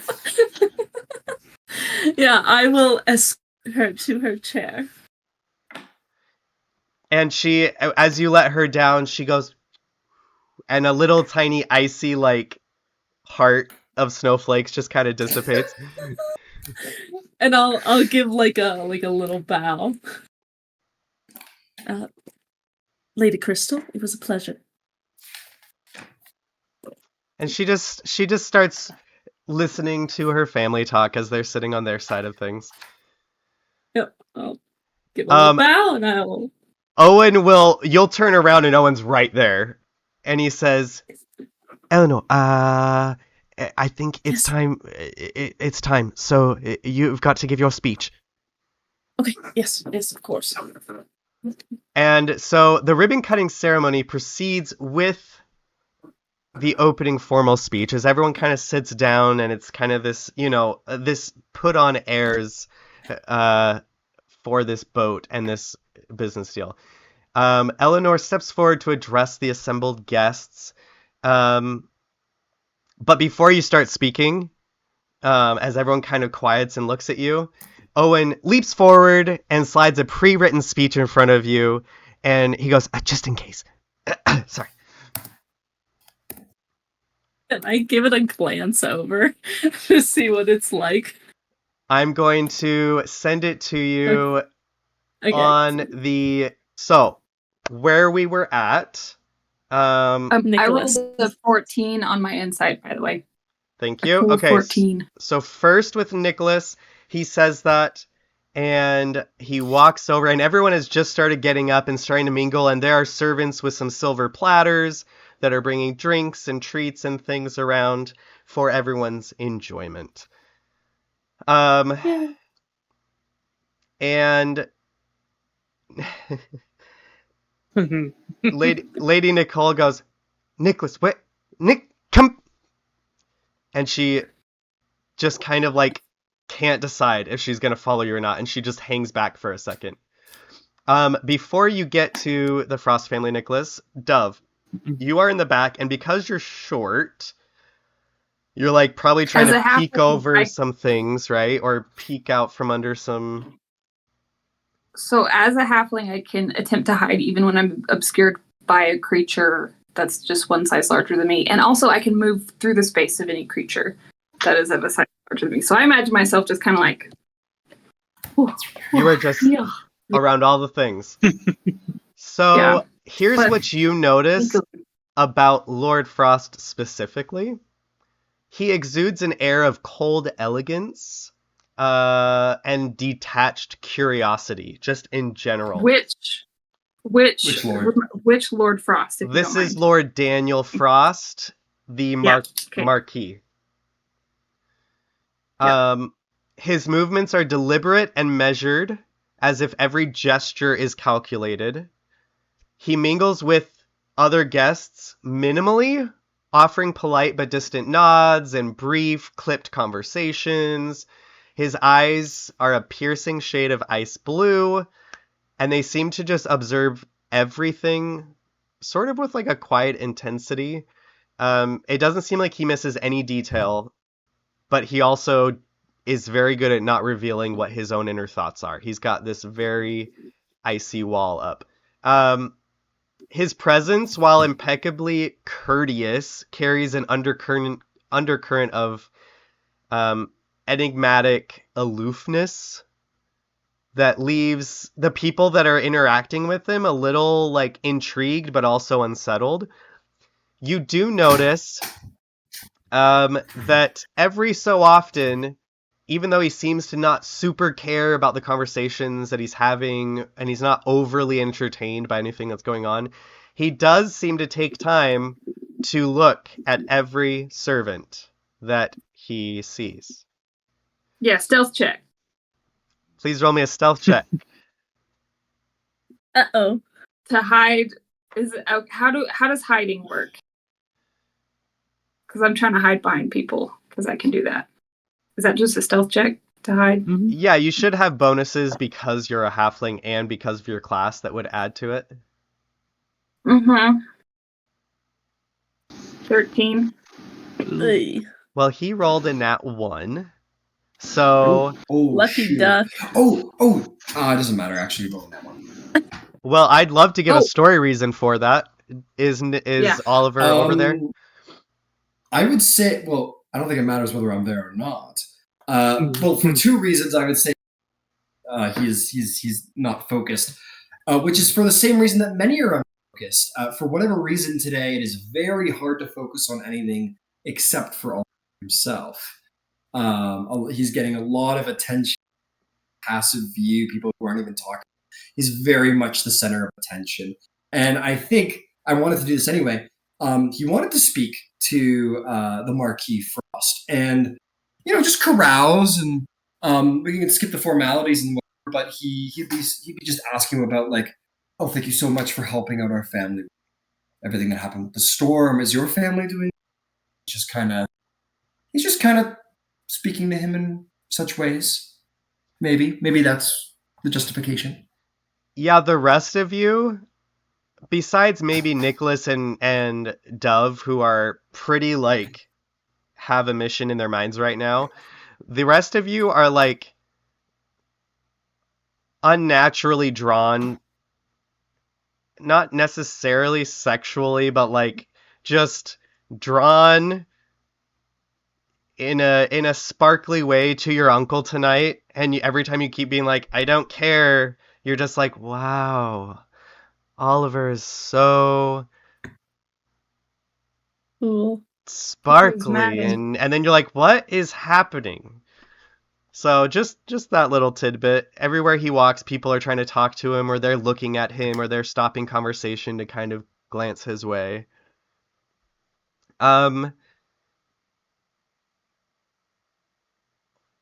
As Oliver opens conversation up with Lord Frost, we're going to have the camera pan over really quick as that opens up, and he kind of just looks over at you in a very I'm not interested in carousing fashion.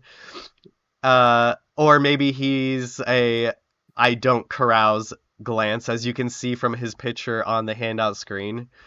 Bit deadpan. And Dove, as you are peeking out from behind a barrel, you hear a familiar voice, that of Emma, who is lady's maid to the Countess Sterling, say nearby, where is Dove? She should be serving drinks. She doesn't think that she can get away and just sit in the carriage all night. I'm telling you, if I don't see her soon, that is exactly what I'm going to tell her ladyship. Dove always thinks she doesn't have to do anything, just because Lady Eleanor does everything herself. And then you hear Glenn, who is the unfortunate companion of Emma at that moment, saying, I'm sure she's somewhere helping. She is very hardworking. Don't. You always defend her, and you know that she's just trying to get ahead. Aren't we all trying to get ahead? Well, I'm not. I'm very happy with my position. Though if perhaps the Marquess or Marchioness Frost did notice how incredible I am at serving tea, maybe they'll, maybe it will cause her ladyship to be more grateful. I'm quite a catch, you know. And Glenn says, yes, of course. I wish I could be as much of a catch as you, or even Dove. How far away are the carriages? The carriages are a bit they're probably like 50 feet back up the beach because they couldn't come across the stones and the pebbles, and you guys are on the sandy area. Yeah, let me look at this map. So they are up on maybe like the hill area still on the road, and then you guys would have had to walk down the area to the docks.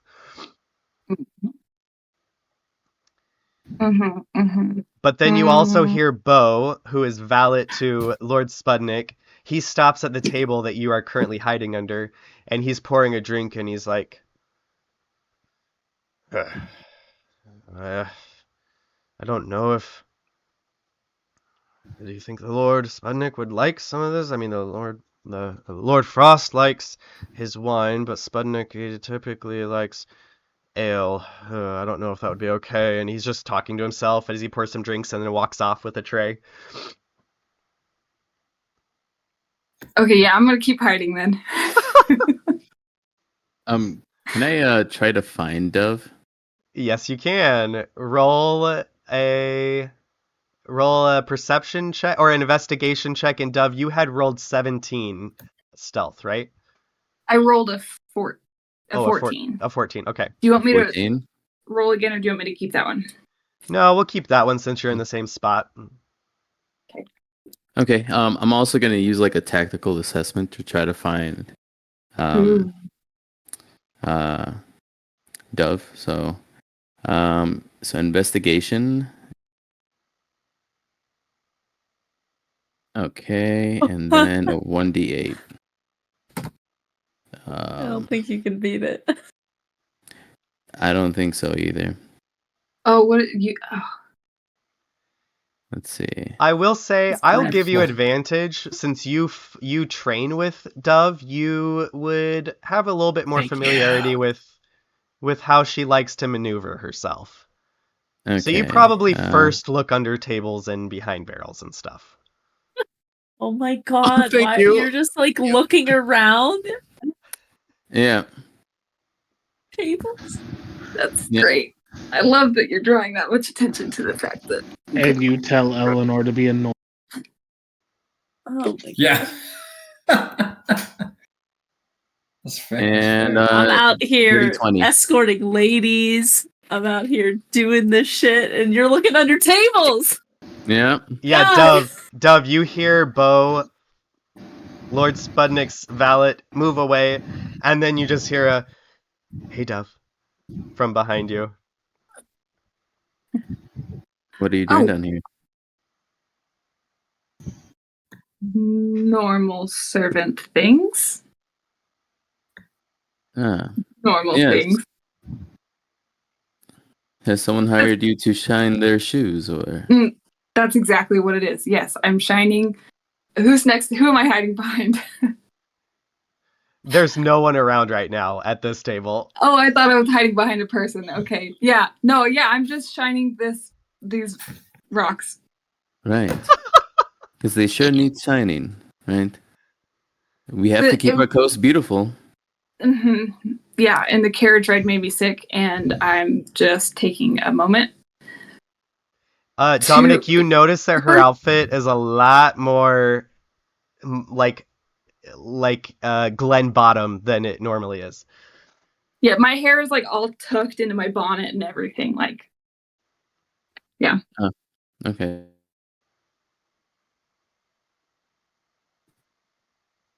You look. Thanks. You look great. Thank you, Your Lordship. Yes. You also look wonderful. I love the purple ascot. It's a great touch. Thank you. My uncle. He has a keen eye for such things. He's very smart. He knows what he's doing. Would you kindly take a walk with me, if you don't mind? There's something I'd like to ask you. Sure, of course. Yes. Yes, Your Lordship. Which direction? Closer to the shore, if that's all right. Okay. Yes. Yeah, let's go around this way. Yeah. And I want to lead a walk away from people a little bit. Yeah, she kind of leads you, Dominic, which Dove is usually very formal with the formalities and stuff. But you're like, okay. Yes, what can I do for you, your lordship? What did you think of Eleanor's speech? Eloquent as always. You know, I'm not going to lie. She did quite the fantastic job. It so well, in fact. It kind of made me feel small for a moment. You know, just like the ocean. You know. Yeah. Yeah, I know a thing or two about feeling small. I am so sorry. I didn't mean. No, But it's fine. yeah. I don't know. I often feel like I can never catch up to her. You know. Yeah. And I'm grateful that she's around. She's brilliant. The family needs her more than anything. Dove, you would probably think that being on the docks would be more cover, as there's crates and barrels and things, and maybe if you can get far enough on the dock, then some of the ship might cover your discussion instead of just standing right at the water's edge where there's nothing really to block view. Yeah, that's where I'm going. I'm trying to pay attention, but I'm also like, yeah, okay, this way, yeah. What? I have a question. Why should someone else's accomplishments make yours any smaller?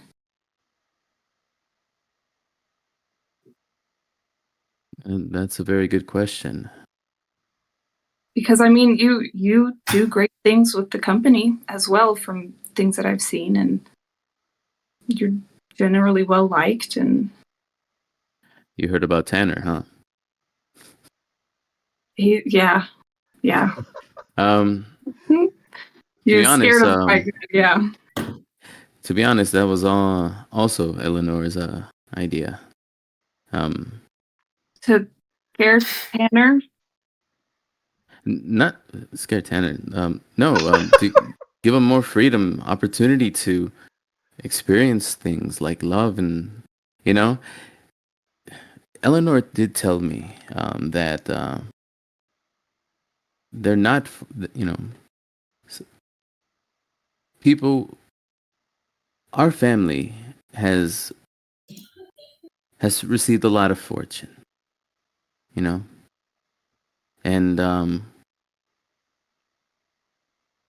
we're not that far from one another.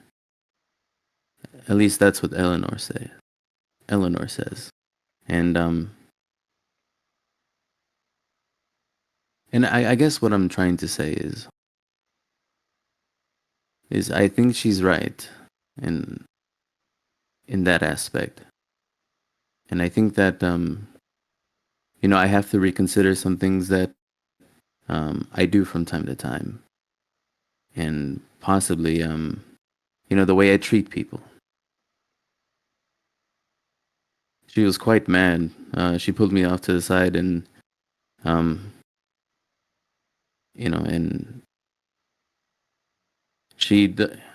I guess it's from all the books she reads that she found some way to combine all those words to something that makes not only complete sense, but really jabs me in the gut, if you if I were to say so. But regardless, I want to know. You two talk a lot. Is that right? Does she confide in you a lot?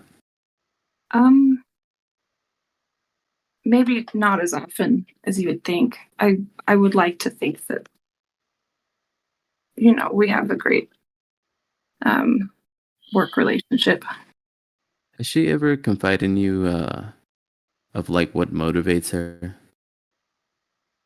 What gets her, working all the time? Not expressly, no. But I don't know. I see her work hard for the family. I don't know. Dove, you would have noticed that Eleanor she works more and spends more time alone since her father and brother's death. Yeah.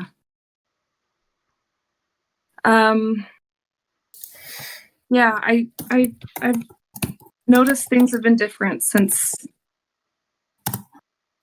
Lord Davenor and Lord Jareth. What? Jareth. Jareth. Thank Jareth. you. Since Lord Davenor and Lord Jareth? How did I already forget that? There could be a lot of things going through her head, but I've seen how grief can affect people, and I've seen many different ways that can happen, and it could be that working could be what's helping her deal with it.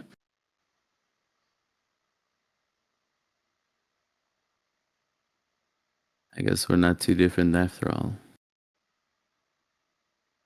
At least I like to think so. You and Eleanor? Yes. I guess it kind of runs in the family where, we just run off to work and to get away from everyone. It's easy sometimes, yeah.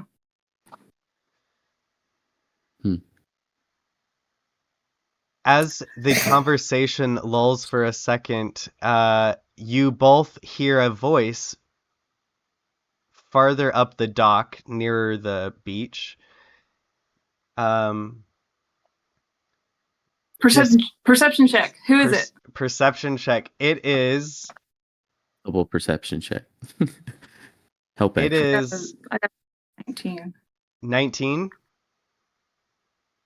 Oh, do I do advantage with the help act? Can you help somebody Are perceive you things? holding her eyes open? You guys know who it is. They're standing in the middle of the dock, just standing there a little bit a ways, like they had just gotten on the dock and stopped when they saw you two. And it is Lady the Marchioness Sarah Frost in her blue hooded robe and her blue dress.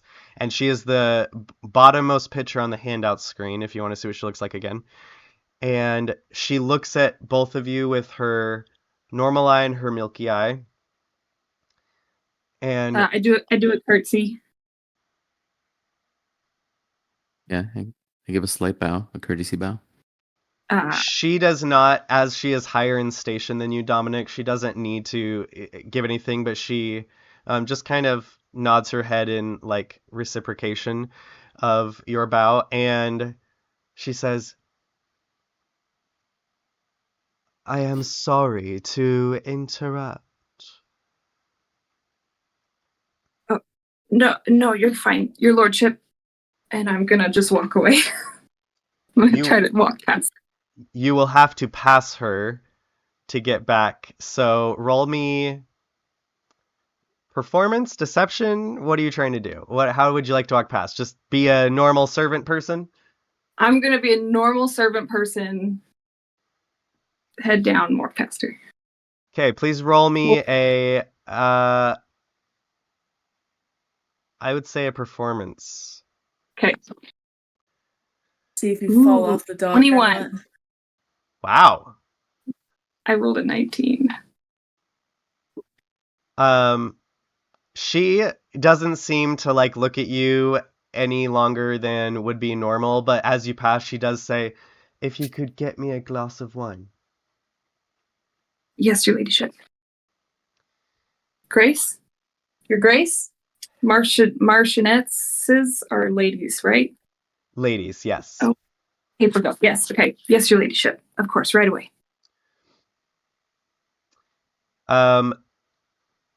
and I'm not saying that, Dominic, you can't have a conversation with her, but we're going to pan over really quick to Nicholas's interaction. Or what, Nicholas, you see your uncle Oliver.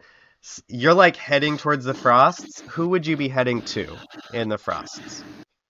He was heading to the market, but when he sees or the market, The Marquis? the guy Oliver's talking to. But the moment Oliver blocks Nicholas, he's going to turn on his heel and head for Emily. For Emily, Because okay. her mom's not there anymore. I got so confused. I'm not gonna lie. Really quick, but I don't want to interrupt the flow or anything. But at any point, could I persuasion try and engage the Marquis who seems uninterested in speaking? Yes. We are going to have that interaction right after whenever. Nicholas's, for sure. Yeah, cool. So you like stop, check yourself, and then you see Lady Emily sitting currently unattended and unspoken to, sipping some tea. Nicholas will walk up. He will bow his head. Lady Emily, it is a pleasure to meet you. I am Nicholas Sterling of the House Sterling. I just wanted to thank you and your family for coming to our aid in our time of need. It is a pleasure to meet you, Lord Nicholas, though I can't say that I have any part in the business of the ships. They don't let me have any part of the business of anything. It seems that the youngest children are destined to be pushed to the outskirts, but forever paraded in front of all eyes. Be pretty, be paraded around, but don't have a thought. Don't speak up. I suppose I am lucky in that regard. My parents... Well, at least my studies are very intensive, though I'm not allowed to speak of my thoughts very often. What do you study?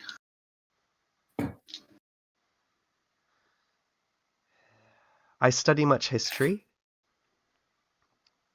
Of course, I have to, as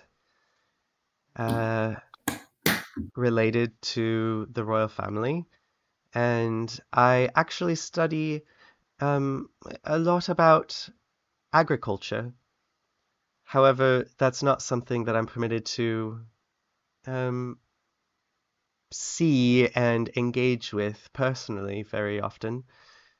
I did spend 1 month at the Stormonts last year, and that was extremely entertaining, as they, of course, own most of the farm fields near the capital. But with the new season and with me coming out, of course, all efforts have been put towards outfits and you know, all things to impress the Queen. Of course, I don't know that I really need to try so hard, as I'm the Queen's granddaughter, but Well, you'd think that would give me a pass to not worry so much, but no. no, sometimes that means you have to try even harder. You know, Quite observant. I try. I would love to introduce you to someone who would love to hear your thoughts on any topic you'd like to speak. Any topic. Any topic. She is one of my favorite people and one of the smartest that I have ever met.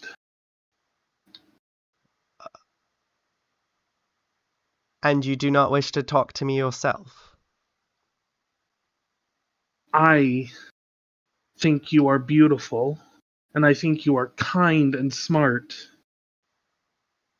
but I prefer the more masculine of the genders.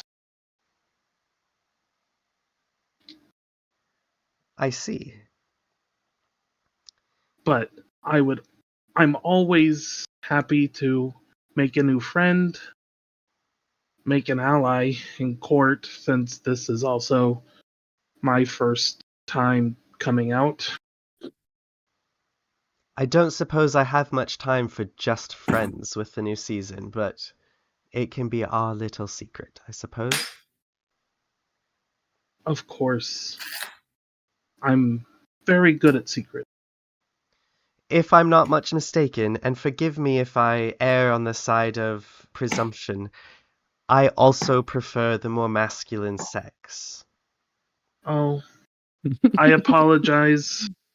That is my mistake. So, do you mind if I sit? Be my guest, though I can't say that these chairs are overly comfortable. No, I beg your pardon. unfortunately they're not. I know Sterling House has set up. They're quite acceptable. Lady Emily, you do not need to put on airs. Not with me. I get it. The chairs are not comfortable. But back to the matter at hand. Who do you have your eyes set on for the season? Lord Nicholas, I'm afraid my life is full of airs. Airs that are as constricting as iron chains. And should I reveal any plans pre-season? And she kind of glances over at her her grandfather, the Marquis, and she glances over at her very stoic father, Lord David, and she says, I am perhaps not as free to have my own way as others. Though I dearly wish that I had the juiciest gossip to share with you now, as secret friends as we are. Well, I wish I had some gossip for you, but unfortunately I do not. But I understand what you're saying. My mother wants me to find a marriage this season and will not take a failure. Well, your mother is very smart then. No matter Yeah, our desires, finding a marriage your first season is the best way to go. she doesn't want me to turn into Dominic or Eleanor. And he'll kind of look over at them. Achoo! You know, older and still dating. They both have a lot going for them still, even if they are reaching the upper ages of first seasoners, I suppose you could say. My father insists that I only look amongst the eligible bachelors in the four noble houses. No offense meant to the other gentry. Oh, no. Of course not. That is perfectly understandable. You are very sweet. Perhaps a little too sweet. I hope you don't get crushed this season.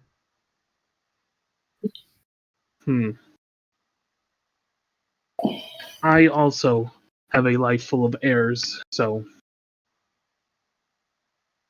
just I will do what I must to succeed and find a marriage, and I hope that you will as well. I didn't notice before, your eyes are the most beautiful shade of blue. They tend to do that in the moonlight sometimes. She glances up as there's like the moon is like not even over the mountains yet, even though it's pretty dark. There's stars out. She says, yes, quite. Huh. So, what can you tell me about the Stormonts? I'm curious. I've met one before, but not really in depth. The camera pans away from your conversation to be picked up as we go over to Oliver, who has introduced himself to to the Marquis, Lord Daniel Frost, and he is engaging in reciprocating kind of formalities, and Lord Frost is kept abreast of some of your adventures, Oliver, so he inquires after your most recent travels. Certainly. He'll say, kind to ask, I've been over much of Regency quite some time. I found myself actually more interested in the actual steadings of the various houses of the aristocracy. I found my way to the steading of the I don't even know if I'm saying these words right. Steading. I'm speaking out of game when I say that. Oh. What would that be called? Like their land, their capitals. Yeah, their land. Also, there usually is like a noble family that kind of is the caretaker of a certain area where villages or towns would establish. So they would be like, oh, what's the name? I forget the name too of like what the local lord and lady would be, but Yeah, the homesteadings, whatever. So I'll say that. I'll say, well, I've spent much of my youth traveling around in the wilds and the ruins and the ancient places, but these last 2 years I've been interested in the actual lands, the civilized lands of the various houses. I actually found myself up north to House Frost's lands some months ago. where? How close to our Where? lands were you? Within them, I'd say. I shall have suppose to that's speak to my guard. Not that I well, I find do it not intrude. much too intrusive now, I suppose, no harm done. Though there are supposed to be barricades of magical resistance that one would encounter coming onto our lands. And again, DM, I'm I don't mean to try and if that's would be unreasonable for him to have been there at any point. No, you could have been there. Cool. He says, well, I certainly meant intrusion. I found myself simply interested in all aspects of these great lands, and House Frost is a part of them. And I found myself interested in wanting to know more about House Frosts. They say that you have dragons guarding the place. I found myself quite intrigued. There's something about cats and curiosity, but I remain quite alive. How do you think cats fare against dragons, Lord Oliver? I imagine cats are not quite big enough for dragons to take note. I do hope Most of that the time. this cat does not have their eye on my granddaughter. No, most certainly I do not. I promise you, good Marquis, I only had interest in your lands for the sake of it, and not for your daughter or anything so unbecoming. I simply found that your culture was intriguing and worth exploring. Our culture. Chiromancy. Yes, chiromancy, sculpture, this relationship with dragons. And you must understand you're quite, as I'm sure you well know, and it's by design, your house is quite reclusive. And I simply wanted to know more. I hope I have not offended. Indeed not. How about we strike a bargain? how do you feel about bargains, Lord Oliver? I do like bargains. I assumed as much. I will tell you a little bit more about the Frost's culture, and you tell me a little more about your red-headed serving girl.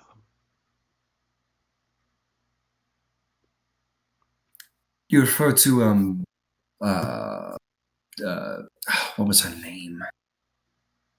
Doom, Dominic's servant, I believe, the halfling.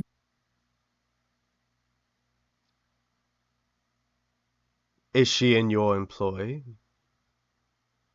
Well, a small redhead servant. Quite a broad term. What was the name of the servant? I think she would go by the name of Broadhall. Broadhall. Yes, I know the one. Perhaps it's silly for me to even ask, but would a marquis of such a noble name as yourself care for a serving girl?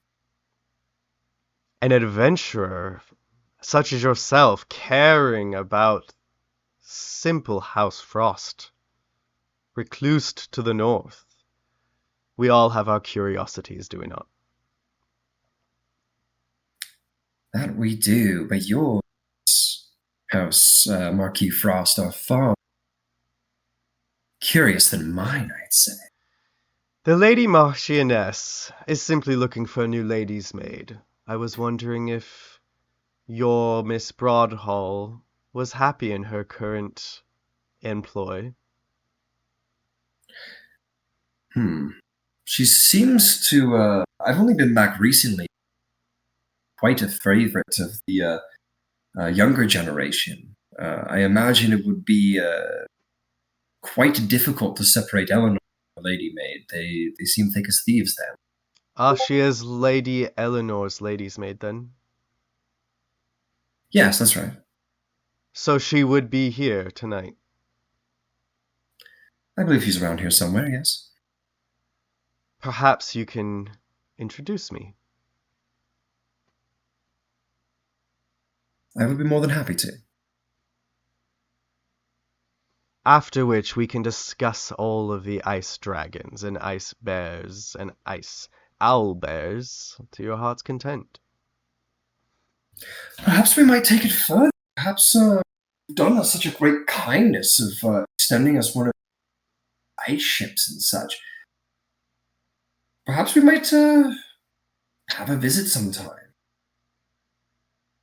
That's definitely something we can discuss, Lord Oliver. However, I am quite anxious to speak to your servant. Very good. I will see if I can't get my staff to corral her direction. I'll be more than happy to make introductions.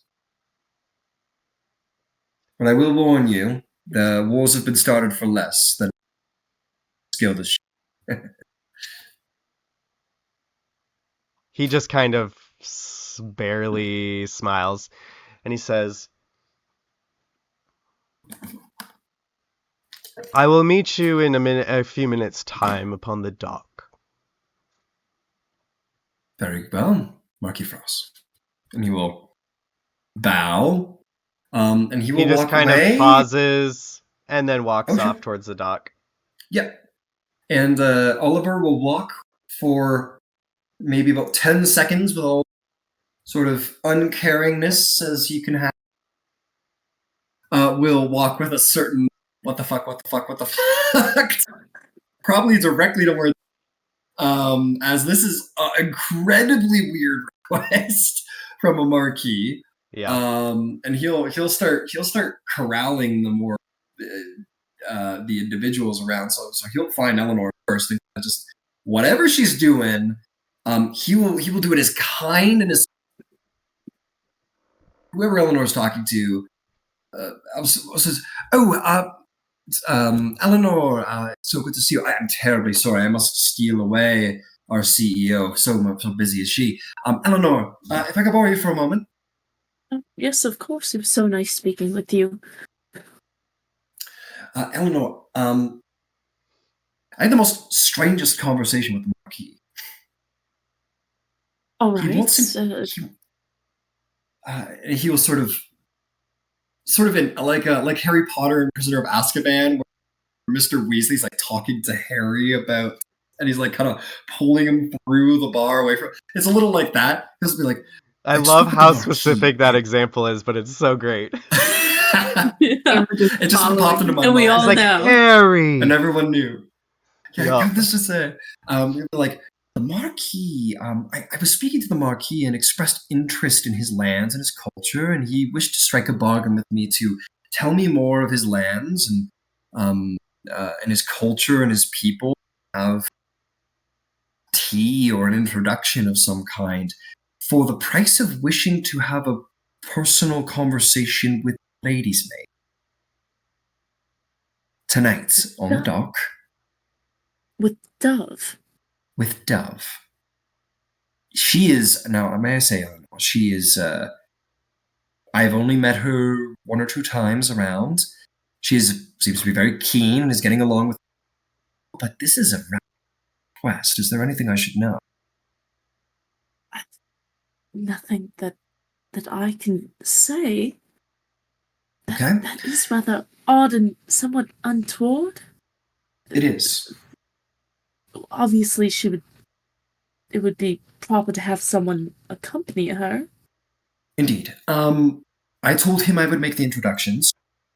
I would like to be careful for the sake of your lady's maid. I don't want anything bad to happen to her, and this is far too intriguing to deny.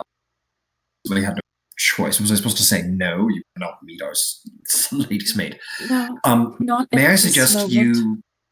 Yes. May I suggest you corral your older cousins just for caution, if you can find them, and I will have a word with Dove. As I said, I would make the introductions. I will do so and inform the situation. All right. Well, I would ask that you, if possible, stay with her during this conversation. I Absolutely. I think it would be rather inappropriate to leave them, in fact. Yes, of course, and I would leave something like this, a decision, up to her, but I don't think He said that we something can about say wanting no. her. Yes, he said something about wanting to try and employ Dove for the sake of, Oh, I believe, his wife, but it must be allowed. While you It's two rather are odd. talking about this, Dove, where would you be standing? I'm assuming somewhere near the dock or near on the beach somewhere, as the Marchioness Frost wanted you to bring her a drink. I am fully abandoning that and trying to make my way back up the hill to the carriages. Okay. So will we see her? I think I would say to someone on the way, I would say to Galen, Glenn, or someone like, the Marchioness would like a drink, and I'm gonna say I don't feel well, and then just try and make my way stealthily up the rocks.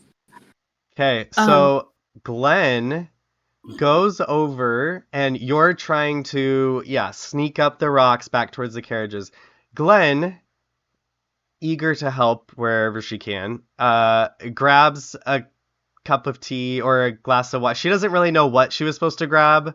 She's like, oh, and so she grabs a couple things, and she heads over to the docks where Lady Frost and Dominic have moved a little closer in as they are having a little interaction.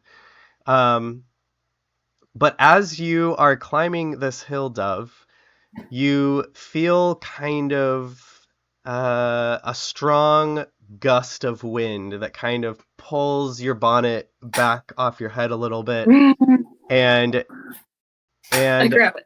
everyone, the tents kind of, and some sand picks up in the darkening light of the beach. Suddenly, a chilling breeze sweeps through the crowd, carrying with it the faint otherworldly melody of an unseen song. The waters near the newly christened ship and the dock in which Lady Frost and Dominic are standing, and which Glenn has now started walking across, begin to churn, bubbles rising ominously to the surface. Those standing closest to the edge, some of them on the ship, some of them on the docks, peer into the depths, their curiosity swiftly giving way to terror. And suddenly, as Glenn, and Dove, you can see this absolutely clearly because you are high up on the hill, Glenn says, "Your ladyship asked for," and then she seems to just trip on nothing. Almost like she is shoved by the air itself into the frothing water. And everyone starts screaming as a great, dark, slimy horse rears out of the water. And we're going to end our session there to be picked up next time. Wait, who fell in the water? Poor Glenn. Glenn, My girl Glenn! Bottom. No! She's just trying to do her job, okay? Dun, dun, dun. Oh. You're gonna feed her to a kelpie? Glenn's now in the bottom of the ocean. Kelpie. Glenn, I'm so sorry. Oh, that should have been me. Oh, shoot. Oh, Glenn. Oh, okay. Yeah, poor Glenn. Damn, I think Stormont and Frost, they're some shit. Yes.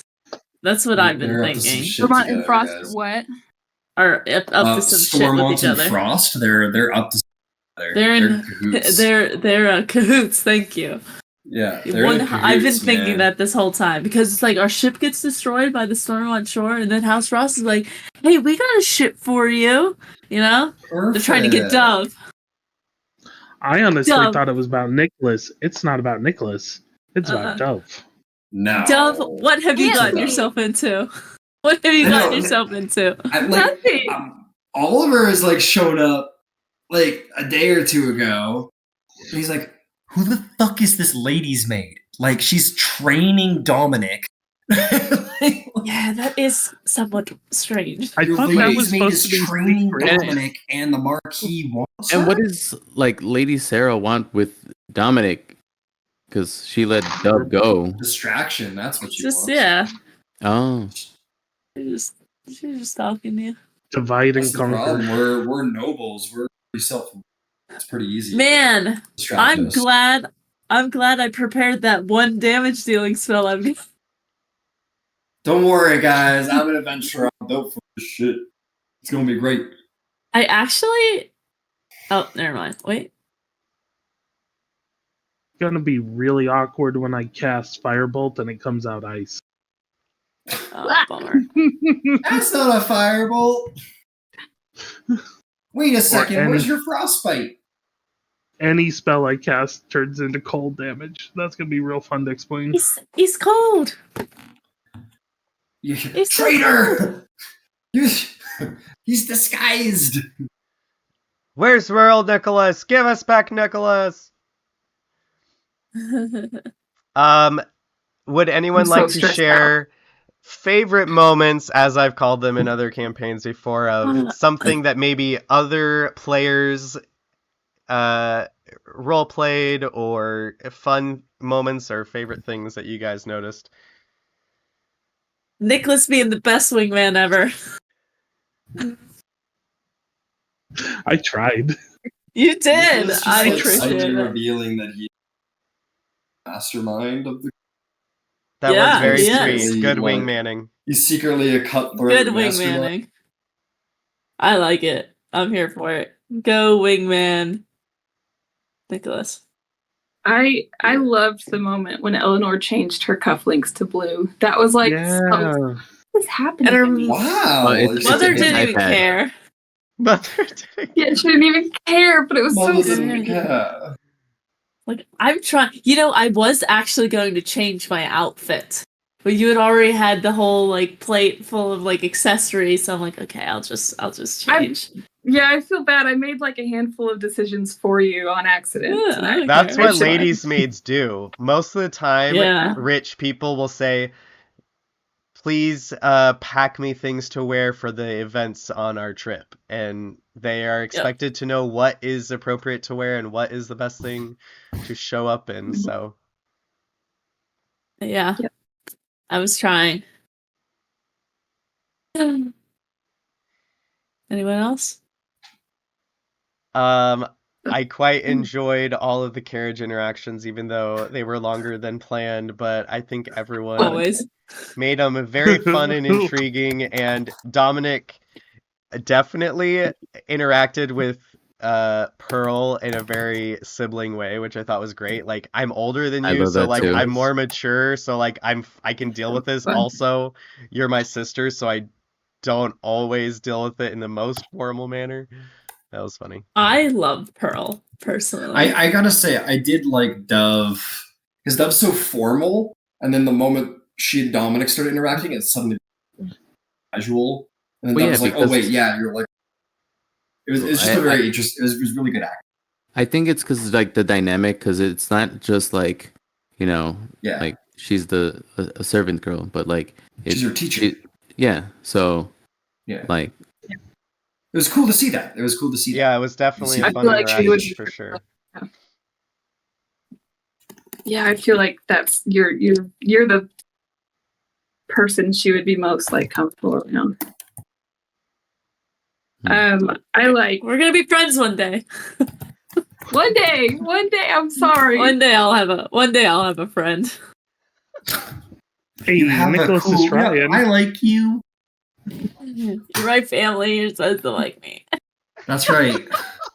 But I don't Oh. have to. I really Fair. loved the line Oliver said that like what the cats aren't big enough to catch a dragon's attention or whatever. I was like, Oh yeah, dang, that was great.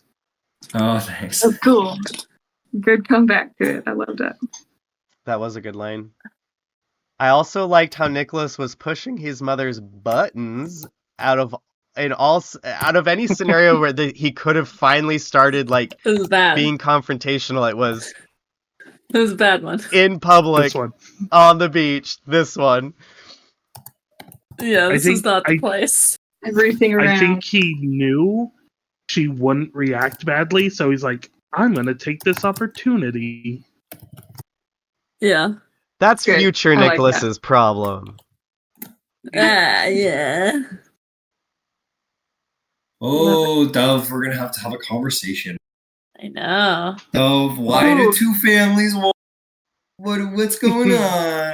I'm all for it. Dove. When you started like being like, yeah, I know who she is. I'm like, no. I was so. I was didn't like, oh want my to say God. that, but I was like, what? Yeah, what Right reason there. would You know not? what I mean? That was good Yeah. playing to character because Oliver would have no reason great. to be weird about that. Say no. Even if the well, request it was weird. very weird. Like it was a very, very weird request. He wanted to say no, but it was like, why would I? Like what? Like Yeah. it's so stupid. Like she's been walking around. Like obviously he knows she's here. Like what? Why am I lying? Yeah, for no it's like reason? she's just a maid, but also like she's Yeah. just a maid, dude. Like what? But you know, Yeah. it's just, I think he tried to play. I tried to like forget your name and like play down how, which still is little, Yeah. but like it's can't lie about things like he knows I know. Yeah. So Yeah, that was- it was tough. That was a weird situation. And it's hard because it's like you literally owe this family like a debt. So it's like you want to stay on their good side. It's so weird how the situation is dictating this kind of awkward respect. This yeah. Ugh, gross. I hate it. so crazy how that We'll happens. set up Chantry. This is a cool, great. This is Great an setup. interesting. No one cares about Glenn, I Yeah, we guess. good. I am care so about Glenn. stressed out about I'm Who's about to Glenn? die. I'm about to Look at dive that. in. For... Look at it this way. Look at it this way. If Glenn dies, then my mother's gonna be on my case even more. So I guess we can't let her die. We can't let her die. She's For I might everyone's revise- sanity, Glenn Stop. cannot die.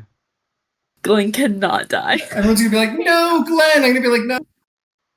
I was like, I'll pick Glenn because I know she's gonna do the thing. Like, yeah, she's gonna not even gripe about it. But Oh, 100%. darn it! Yeah, you saved got Glenn Glenn. killed. You got you Glenn saved killed. Glenn. Nicholas will save the jewel. She's got of the 2 hit season points, guys. and She's score dead. some points with the queen. Hopefully, Yeah, she's probably. She's dead. Wait, we gotta let him kill Sputnik. We gotta feed it to him. Oh, no. wait. No, We it's fine. No, can't. we have to feed him Dominic. Feed Tastes him. like potatoes. Both of them. No. Oh, No. we could do them both. Y'all need Dominic to run the bank. See, I think the thing is that Friend. Oliver and Sputnik have the same I can relationship run that them Dominic and Eleanor have, which is like just What? catty bullshit. I'm realizing that Sputnik have the same relationship Dominic and Eleanor have, which is just like. Hey, I at least don't go out of my way to be mean to Dominic. He just comes Sure you at do. me. You did do absolutely the do, dust. Eleanor. You did do the dust cloud. You He did blow dust out of him for He no reason. came to the carriage to insult me to my face. Of course he's gonna get a little dust cloud at him. I'm seeing a very equal back and forth here, which is just so fun. I am seeing a very equal back and forth for sure. I haven't insulted him to his face. Not even Nicholas uses his magic against Dominic. Just seems unfair. No, it doesn't. Oh, that's I feel true. It more might be insulted more now. of a slight using the magic against him. No, it's the carriage was going. I didn't have anything else. Oh, I gotta throw something out the window at him? It's not a good look. Well, The Lady magic I Maeve, can play off. Lady Maeve just thinks Dominic is just charming. Ugh, she would. I will say, I love Aunt Alice. She's fantastic. She's great. She's great. I love Alice. I haven't Alice got is- to talk. Alice- I haven't got to talk to her at all. I would do anything for Alice. Well, that's Other than She would do When- anything for me. when Chantry said she was going to be in a carriage by herself. I'm like, that lady will tell me exactly the truth and not hold anything back. I need to be with her. I need Guys, to I had to ditch be in the carriage Eleanor. with Sputnik and my mother. And your mom. Your man. You abandoned me, Nicholas. Hey, I made up for it. I tried to get you the jewel of the season. Unfortunately, Is she's she? in demand. I gotta say, when I got this, I was like, all right, who marry my nephews off? And then I saw the royal family, and I was like, oh, Nick married one too. I was like, I hope God he wants to marry one of them. And then this session, you were like, yeah, that Royal Highness Prince Alistair. I was like, yes, fuck yeah, man, we're gonna get you so married. It's gonna be great. You're getting so married. You're gonna marry so married. Prince Alistair know. the 13th is pretty much the opposite of who Nicholas has his actual eye on. But Oh yeah, that- for sure. that doesn't matter Parents. to mother or uncle who has his I mean, most But- prestigious. House Stormont's just is Oh, sure. near- it's right there. I mean, I Right want to there. like sit you three down and be like, who you actually want? Just tell me. Like, tell me. Isn't Lady Have we Emily met so any of beautiful? these? Who do you want, Eleanor? I don't What want anyone. do you want? What I do don't you want want? any of these people. They're all babies. I'm curious as to They're who not all Dominic babies, wants they're because there are some other siblings who are unmagical, but I'm wondering if Dominic is wanting someone magical or non-magical or if he doesn't care. So Dominic doesn't really care about like being with someone. It's more like he has this idea of like, well, people of high status don't really marry for love, but they'll marry for for power and Station. so station power, that sort of Eleanor- thing. Good fight. Doesn't want to get married. Dominic wants to marry for station. Nicholas was groomed to marry for station, but wants to marry for love. Is Dominic wanting What to a marry for trio. station? Yeah. What a I trio. got my work cut out for me. I just I- imagine it's gonna be that thing where it's like you're not really looking, and it just kind of sneaks up on you. It's like, oh no, I'm in danger. Your mother is gonna hate that approach. Okay, I was gonna ask, did my parents, were they like just like your normal like match? They were a love Like match. station match? They love each other. They did love each other. I think per the times, your mother was very young and your father found her beautiful, and also I think he liked her innocent approach to life. She's not too complicated, and I think that your father thought that life was too complicated sometimes. But your mother kind of, whereas she could have grown into like a more reasonable, whatever she could have grown into if your father had been around, the death kind of caused her to go on the other life path that she's capable of going on, and she's kind of leaned into more of her silly, crazy, her the other side of things in her grief. You know, she's trauma responding in ways that maybe your father wouldn't have found the most attractive, but he's not around. He's not the around. The ghost of your father's gonna come back and be like, oh, ew. Brother, ew. Brother, ew. Brother, ew. But yeah, I don't really. Oh no, you know who I like? Like just looking through, like Lady Annalee Ashton. She looks fiery, and the complete opposite of Eleanor. Opposite of the track, baby. And that's why we need to have a minute where we can just. Oh man. Oh. There's so much I want to do. So we've got the self-proclaimed / the socially proclaimed one of the most eligible bachelorettes.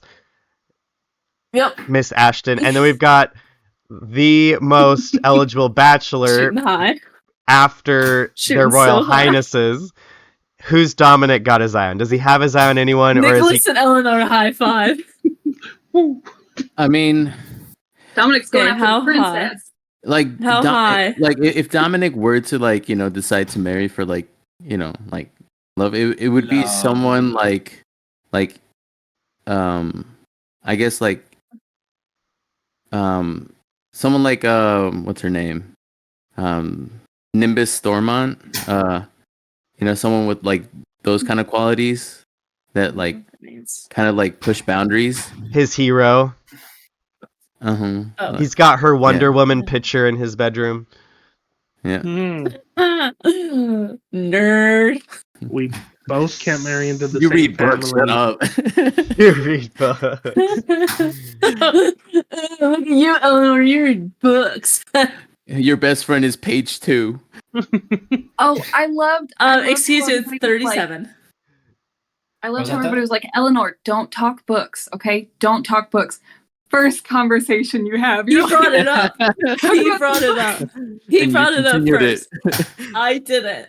I love how your mother was like, don't talk about the bank, business, or books. I'm like, well, what the fuck else is she supposed to talk about? I do other things. No, you don't. No, you don't. I do magic. I study magic. She told you not to do that too. Books. No, that's not. Oh, she told me not to do magic. Yeah, she's like, don't do magic. It's so middle class. I was like, I show off magic all the time. She didn't tell me not to talk about magic, just not to do magic. Your mom's Chantry, that's all I know. I have a question for like next session. Can any of us swim? Like, have you gotten like swimming lessons? It's a part of the training procedure. In order to go out to the mines, you have to like take a swim course and be approved in case the ship were to go down. For some like 25 years, I can swim. I would say that here's how I think I would, because there's no one here that I'm going to say just can't swim at all, unless you're maybe Glenn. Or Glenn. Oliver can definitely swim. Dominic could definitely swim per your training. Nicholas has grown. He's younger and he's grown up a little bit more in the posh comforts of Mother's Nest. So I'm thinking Nicholas is probably the worst swimmer here. Dove can swim. She spent some time places that maybe she. What do you think? Maybe swimming okay? I feel like she wouldn't have done it. I don't know. Because she was out on Halflings the are not known to be great water folk, so... Yeah, I can probably doggy paddle. Okay, I we've can got stay a afloat. doggy paddler. We've got a would probably resort to doggy paddling because that's all he would think about would be Nicholas because that's what his experience is. Mm-hmm. Most of Nicholas's experiences are probably in the family pool, which would be just enjoyable, relaxing. And Eleanor, what do you think you would have? Like I said, safety.